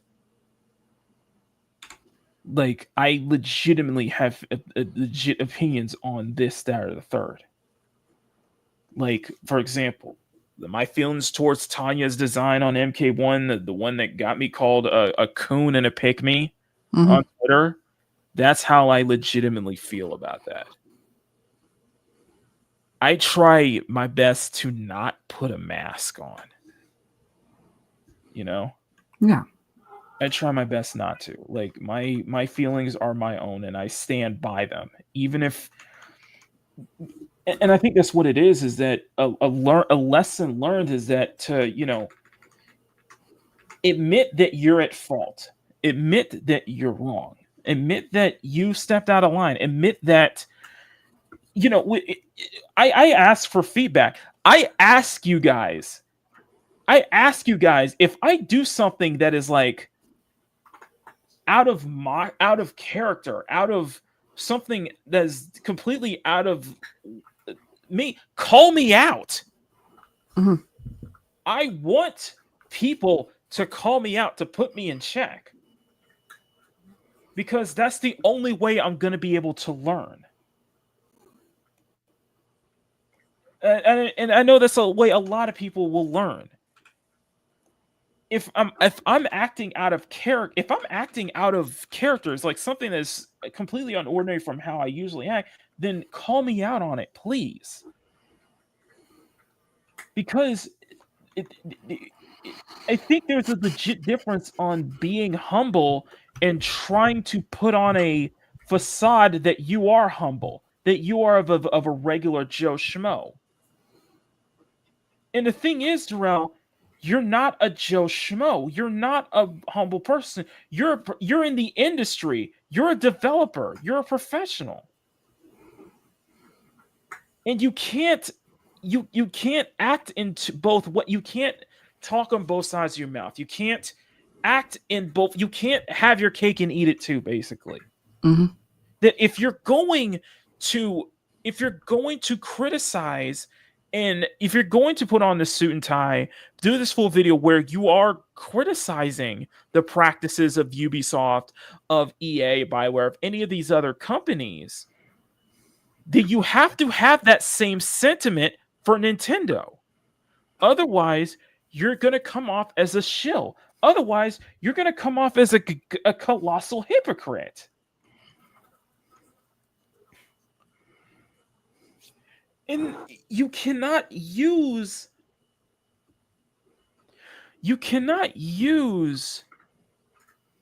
personal. You cannot use when people tell personals. The thing is, when people, this is how you tell. This is how you know you can separate genuine people from real, genuine, real people from people who just putting on a facade. Mm-hmm. When someone like me or Mom Bear wants to tell a personal story or personal situation, they don't they talk about the situation. They don't try, they do it in a way as a as a way to learn, as a way to just inform people about this, that, or the third, or in regards to a topic, something like that. They don't do that for emotional brownie points. They don't do that to emotionally manipulate people. If there's something going on in your life and you want to talk about it and inform other people, and then you would talk about it, you would not try to use that as some kind of defense mechanism. And the thing is that we're seeing that time and time again with, a lot of people in the industry, a lot of the specific Hoyoverse voice actress who is using her using her disability as a shield. Mm-hmm. It's like the same way where you're using your own race as a shield from criticism. And it's like, what you're doing is emotionally manipulative. And that was the wrong way. The fact that you're using a Wada-san who can't defend himself because he passed away is some kind of way to emotionally manipulate people to your side, and like, oh yeah, we're all going to unify in buying the Switch 2 and be accepting of these prices because that's what a Wada-san would have wanted. No, you know damn well he wouldn't have. If he was still alive today, he would have a problem with this too. You know damn well. Yeah. That's why I just ended up unsubscribing. I ended up not supporting this person. I can't support this kind of practice, and it's sad because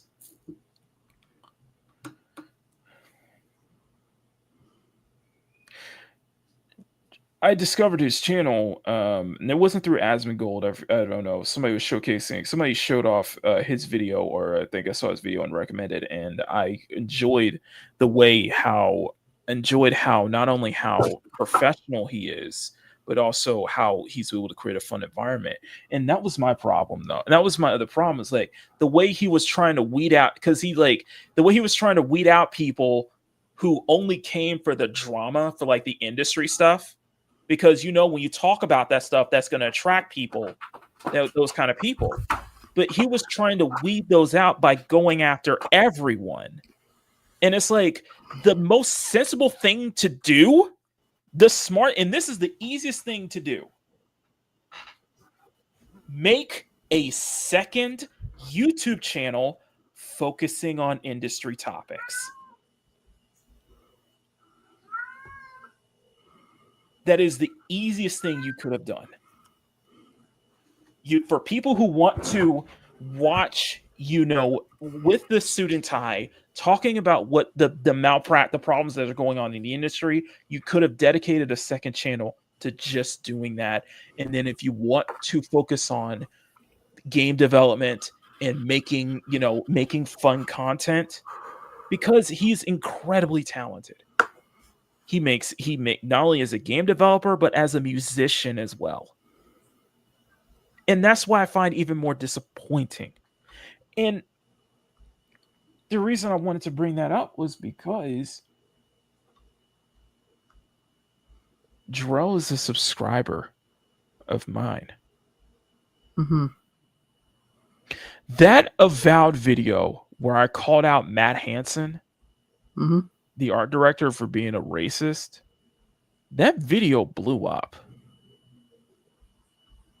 And a lot of people, that was the video that got me to 3,000 subscribers, by the way. And a lot of people discovered me through that video. And one of them was Sungrand Studios. One of them was, in fact, Cult Classic Cage. And the thing is, with that Avowed video, I wasn't putting on a facade. I wasn't putting on a mask. I wasn't farming outrage. I was legitimately angry. Like, you can tell in my voice that I was legitimately angry when I discovered what Matt Hansen was doing. Because that really pushed a nerve with me. Like Gustav was saying that I went ultra instinct. But that only happens when I am legitimately angry. It pisses me off. I will raise my tone. I will curse like curse on video. I will legitimately cuss on video because how angry I get sometimes. When you're putting on a mask, you have to be so aware of how it can affect you, though. You have to be very careful about that, because you can easily screw up, and in a snap, people can see who the real person behind the curtain is. And that's not a shot. That's not. I'm not saying it's a shot at any anonymous creator, because we are all anonymous creators in a way. We all have a name. Most of us use a name. Use a name and a persona to work under. And for many good reasons. That's why I'll always be pro anonymity if I can. I'll always be pro anonymity for that. But the thing is that as Carrot, you're building a character. If you build a character off of your persona, if you're going to build that kind of, if you're going to build that, that comes with a risk, though. You know, it comes with that. Are you legitimately going to be genuine, though? You know, say a scandal happens, and now a scandal happens, and people see how you truly act, who you truly are. We've dealt with many of those people in our lifetime, and not just in this YouTube space, but in our lives as well. And I get the sense from what I've been seeing that Jarrell, in all honesty, is a pathological liar.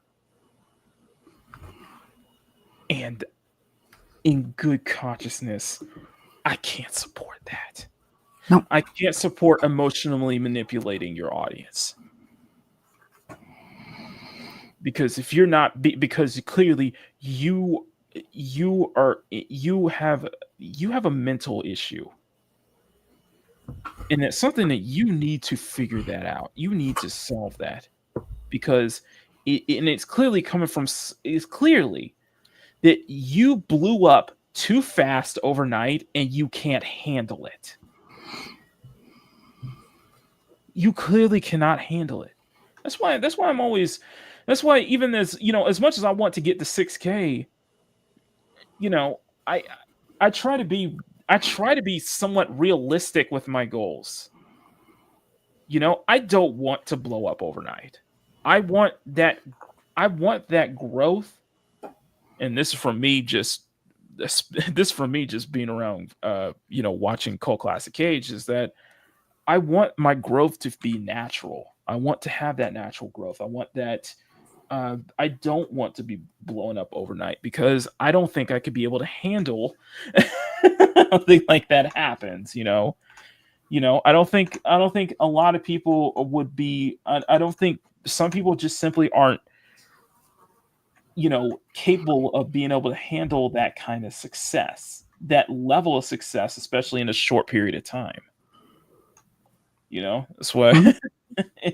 And I do fear that if somehow something, I did something one day and my channel blew up to that level, to where I'm like getting thousands upon thousands of followers, like so many people like watching my channel, like like hundreds of people watching my channel every Sunday or something like that. It's just, I don't think I could be able to handle something like that. I don't think I'd be able to mentally handle something like that, you know? That's why I always kind of like, whenever I see like more than like 20 people watching, I always address it. I'm like, holy crap, whoa. It's like, I guess the way I see it here is that I think there is a difference between acting humble and being genuinely humble. And from what I'm seeing and what I saw with Jarrell lately, I think he's acting humble. I think he's doing it trying to get in the good graces of Nintendo, trying to saying that he doesn't care about his growth.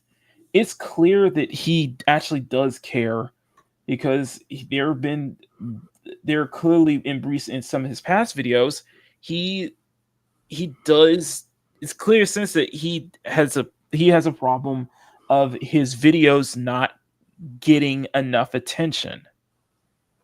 And it's like, Jarrell, I could list off like 500 people, like 100. I could list off 500 people who would kill to be in the position that you are in right now. Who would kill to have that level of success that you got right now. And I'm one of them. I bet you a lot of people in this chat would kill to have that kind, to be where you are, where you're at 100,000 subs, and you're getting like hundreds upon hundreds of people in your live streams every day, to where your videos are garnering tens of thousands of views every time you turn on the camera. A lot of people would kill. I think most YouTubers would kill to be in that same position, man. But people sub to you because of because of who you are, because of what you create, because of who you are, because people believe in you, believed in your cause, believed in, getting that insight on game development and such like that. And the way you just turned those people away, you turned your own audience away. You talk down to your audience. That is never, and I am saying this legitimately, that is never ever a good thing, ever. It never amounts to anything good. You cannot talk down to your audience like that and expect to get the same amount of success and results from it. It never works like that. Mm-hmm. And I will challenge anyone in this chat right now to give me one example of turning on of attacking your audience actually being succeeding, making you more successful. Give me one example. I will wait. The dog is kind of thing. I have no idea what's going on in the hallway. I'm waiting like, yeah, exactly. Tell him, Makini.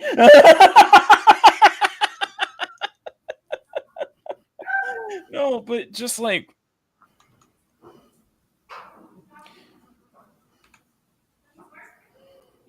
I'm not, listen, I'm nobody, and I'm not trying to say I'm nobody, but yeah, I am. It's just, I'm small fry, and I'm just grateful for the audience that I have, but I'm not going to play this facade. I'm not going to play this charade. I'm not going to play this, put on a mask every time I go on every time we go live.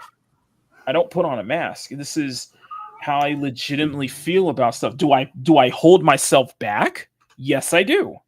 And I will be honest with you. There's a lot of my opinions on certain topics in heart, I'm a lot more in private. some of the stuff that we talk about, I'm actually much more harsher than than I am on screen. And I will be honest with you, the reason that I do feel like I do feel like I pull myself back when it comes to my opinions and such like that is just that I do have to be mindful of I try to be as mindful as possible of Mama Bear. I try to be mindful of the people around me. I try to be mindful of myself in a way because a lot of that is just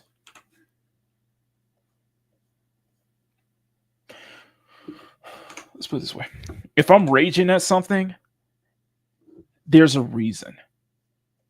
I don't do it for clicks. I don't want to do it for clicks. I don't want to do it to just get attention. If there's something I'm legitimately angry about, I try to explain why I'm angry about this, why this bothers me, why that bothers me. And I try to explain it and articulate it in the best way I can. Because if I'm much more, if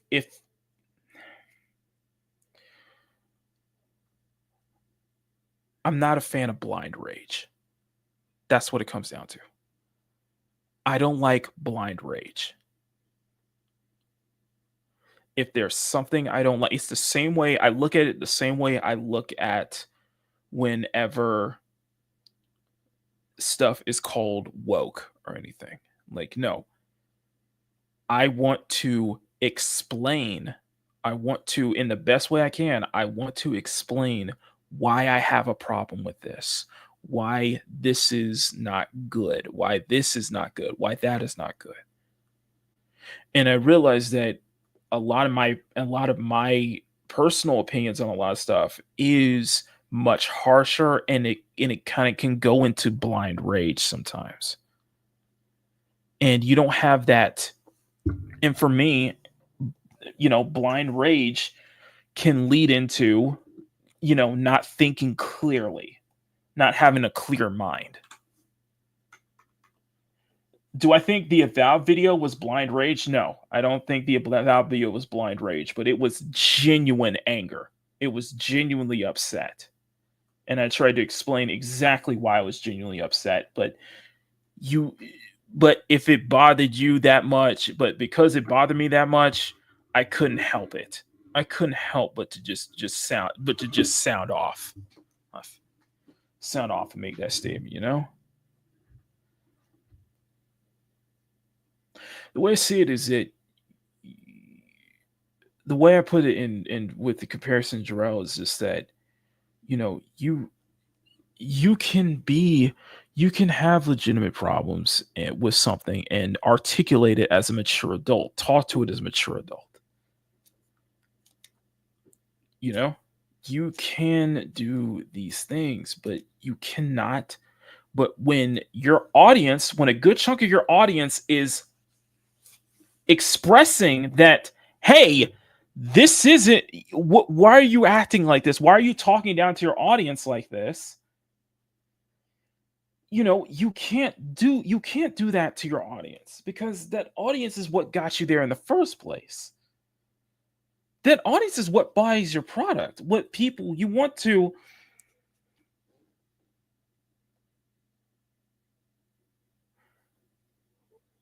When you guys are in the chat, I tell myself every time, these are the people I'm speaking to.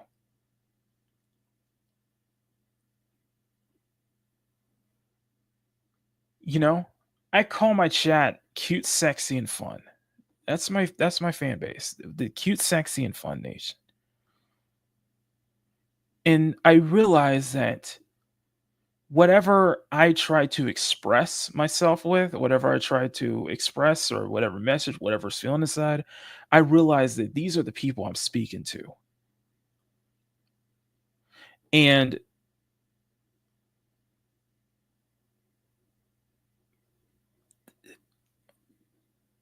And you're grateful for the people around you. You're grateful for those people. You're grateful for this. It would just be me and Mama Bear talking into a mic or something like that if it wasn't for you guys. So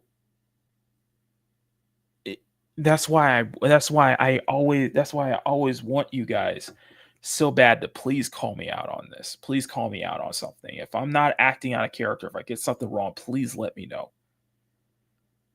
Because you got to accept that accountability. You got to accept that maybe you were wrong on this. Maybe you stepped over the line. Maybe it's not meant to keep you in check. Your audience is there to keep you in check, to make sure that you don't go out of line, even though your heart is like you want to lash out, you want to just be like, just let it all out, but it's like, no, that's not who you are. That's not what you crave. It's like, no, if you have something, if there's something you want to bring about, you want to break it down, you want to explain it, and you want to inform your audience that way, and you're grateful for your audience just for listening. I'm grateful to you guys for just showing up, for just watching, for just listening to me ramble on the time and just listen and just watch me draw. I'm just grateful for that. And I never want to be in the position where I never want to be in a position where I'm lashing out at you guys. Because without you guys, I wouldn't be where I am today, though. Without Mom Bear, I wouldn't be where I am today. Without a lot of these channels, man. A lot of these guys, when this channel would be where it's at. And I mean that when I know you guys pick on me whenever I say I don't deserve you, but when I legitimately mean when I say that, I legitimately mean it, because I don't want to fall into that trap. I don't want to fall into that mindset, that mentality of thinking I am above my own audience, that I can just throw just shit, literal shit out there and my audience will eat it up. Like, no. I am so grateful for these guys, because these guys are going to take it away from me.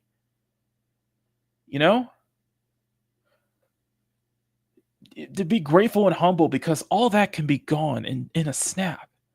And what we're seeing with Jarrell right now, the way he's acting and the way he's not taking any accountability for what he's doing, is just like that. Seeing his fan base, seeing him crash out, it's all taken away from it, and he can't handle it. That's why I'm so disappointed. Because he put on this caricature. This character is somebody who is able to handle things like a mature adult, to be able to address stuff like a mature adult. And what Jarrell is doing is not being a mature adult.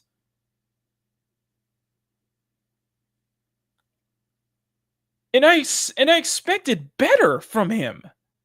I expect better from him, basically.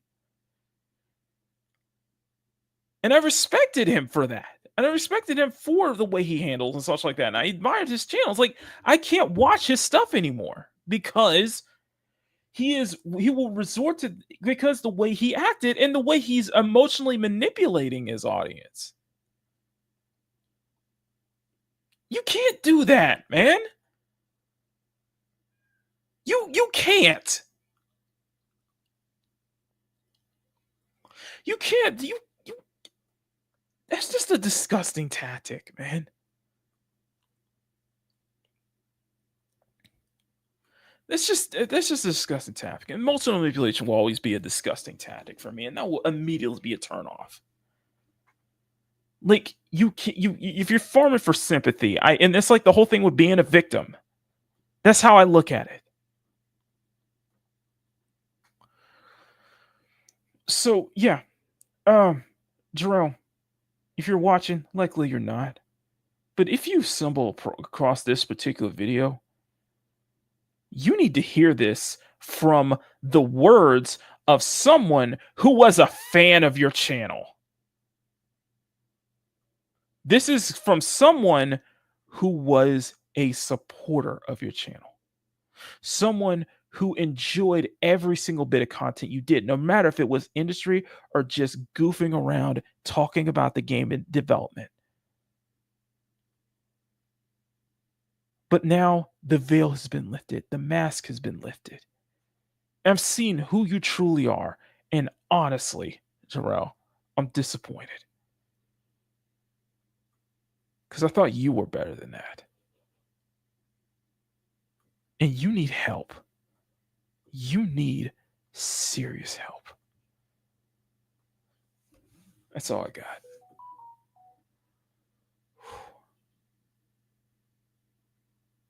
Anyway, I'm done. For today.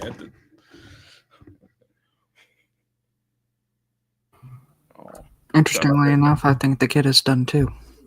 My best friend wished me a happy Easter, so I gotta send a text real quick. Yeah, no. What you guys heard was a kid, as I put in the chat, a kid having a meltdown. And as much as I appreciated the sound effects of Jarrell's meltdown, I figured muting was best at that point in time. Anyway, listen. If you guys listen, I'm not telling you to do this or that or anything. If you guys are subscribed to Sungrand Studios, more power to you. But for me personally, I can't. I just in my heart, I cannot. I cannot put up with that. Maki, so, yes. I love you. You've been saying this you've been going on for an hour on this. I am starving. Same here. Let's get out of here. I'm starving and I'm in desperate need of painkillers because mine kicked out.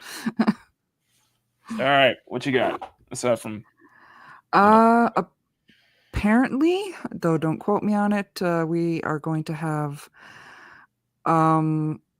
we're supposed to have a Monday Night Live on Kingdom of Nerds. Okay. And Tuesdays now, I am joining Styx Boy with his Doctor Who watch along. All right. And they do want me because, you know, big Doctor Who fan. There you go. As always, I put everything into my community tab. So if you are not following me, you cannot find me. Okay. So thank you.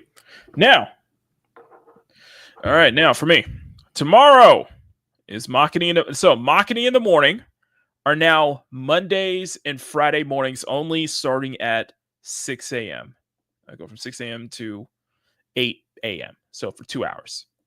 And tomorrow, I'm going to start on Daisy. In the meantime, I'm going to be continually working on the Bunny Girls. Okay.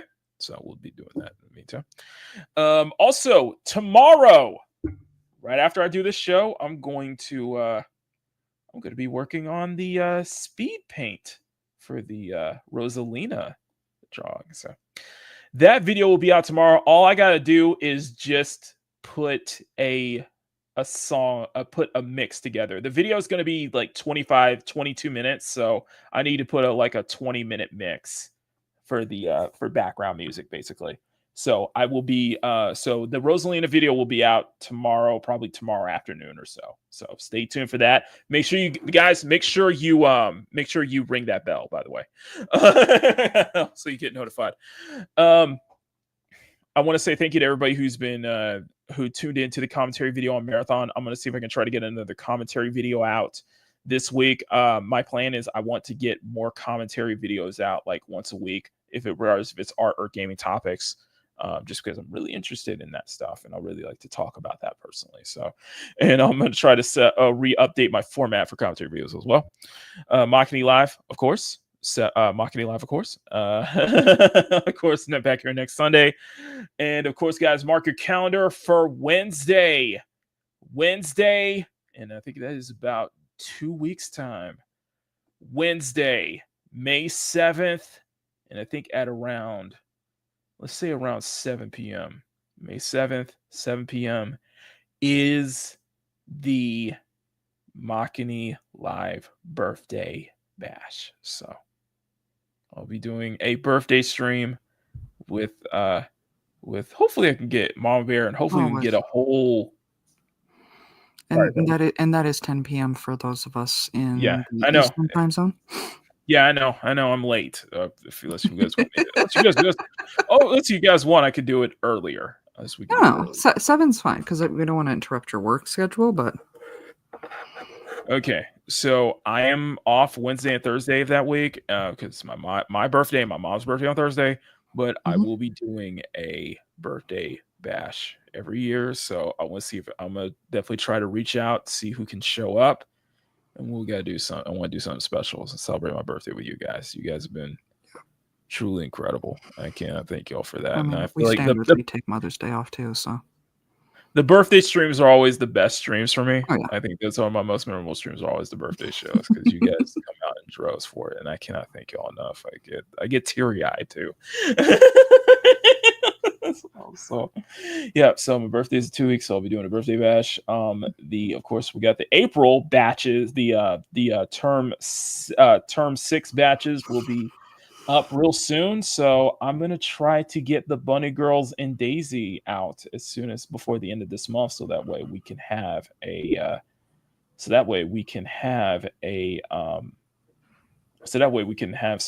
some more time to do.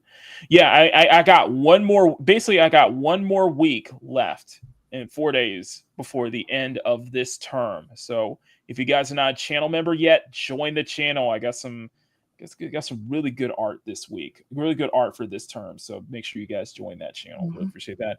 And like I said, consistently, I'm trying to get more content, more videos out once a week. Trying to get regular videos out once a week, because I want to get to 6,000 by the end of this year. So, and I think we're gonna be on an upwards trajectory if I keep the consistent work going. Oh yeah. Before we leave, there's just one thing I want to do for the chat, because looking at your drawing, I'm sure they would all agree with this. Oh no. They probably all of this thought on their head. Let me suck them titties, baby. Oh, yeah. Let me suck them titties, baby. Let me suck them titties, baby. I'm home. Suck them titties on the west side. Suck them titties on the breast side. Best titties I ever had. Oh, You love them. You don't know how happy I am.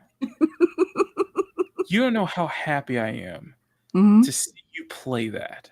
I did not play that. That's pretty much the only time you're going to get me to play that. I am so happy. That made me so happy. Okay? And you see, I feel like you've accepted this. You've accepted where you're at right now, and you've embraced it. So, Mama Bear, thank you. I'm going to give you a round of applause. Grumpy, normally I would, but I am in desperate need of some food. But clearly, I am reading the chat right, because they are definitely agreeing. Anyway, also, if you guys find me, I will be on Friday. Of course, I'll be on Loki's show for the late show on Friday, and I will be on the season finale of Tuck and Roll show on Snowdove's channel on Saturday. So if you guys want to see my reaction to whatever, Ginger Wolf has something planned for me. And by the way, Ginger Wolf, if you're watching, we would love to have you as a guest on Makini Live. At least me. Yeah. Just saying. Mm-hmm. I'll draw you live if that's what it needs to be done. Anyway, guys, I'm out of here. Mama Bear. For Sean, I'm Makini 90 Yards German and Illustrator. Thank you for tuning in to the sexiest Sunday afternoon art show on YouTube, Makini Live. And before you get out of here, make sure you guys do me one little favor. Hey, if you're enjoying this program, please smack that like button and make it jiggle. And smack that subscribe button if you want to see more art content from Makini. Thank you so much, and hope you enjoy the show. Later. Until then, stay cute, stay sexy, have fun, take care, much love. Never apologize for wanting attractive women in your media, especially in video games. And gooning is a good thing. Just make sure you goon for the good stuff, okay? Mm-hmm. And above all else, never stop drawing. To everyone in the cute, sexy, and fun nation, thank you from the bottom of our hearts. If you would like to see your name on the screen, join the CSF Nation for those $1 month.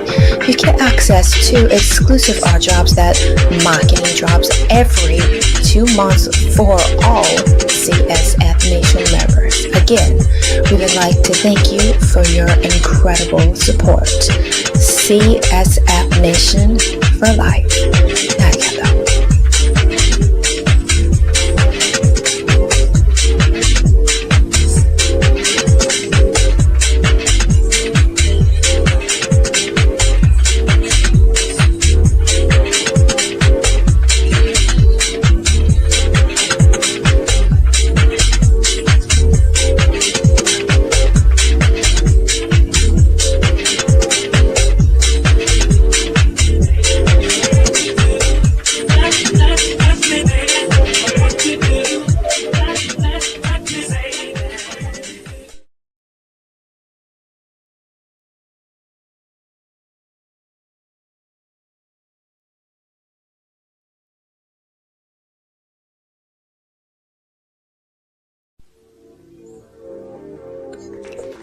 Thank you for tuning in to Makini Live, the sexiest Sunday afternoon art show on YouTube.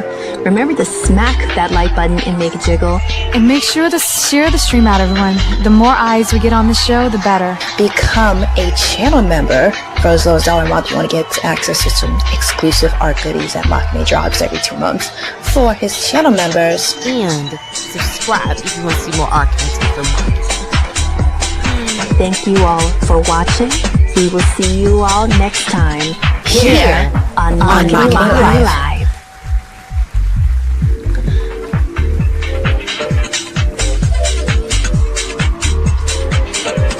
Makini Live is filmed before a live studio audience at Makini Studios in Arcadia Village's North Tower, right in the heart of Pacific City.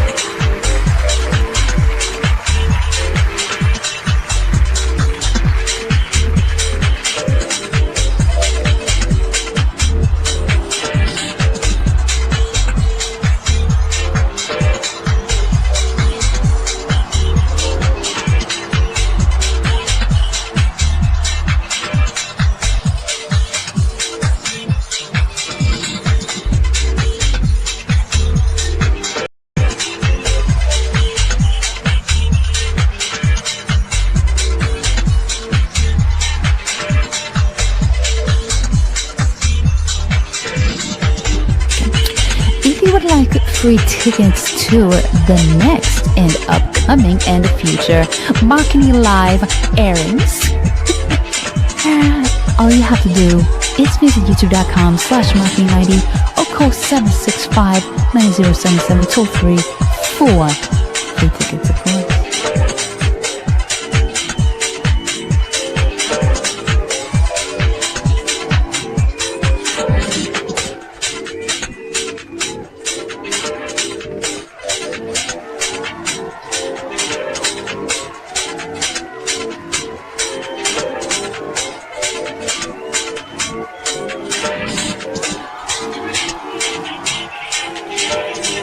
Makini Live is produced by Silver Nine Productions with Makini Draws Productions in association with Inisla Lockhart Television and Makara Banks Entertainment, and is distributed by CSF Nation Domestic Television Distribution.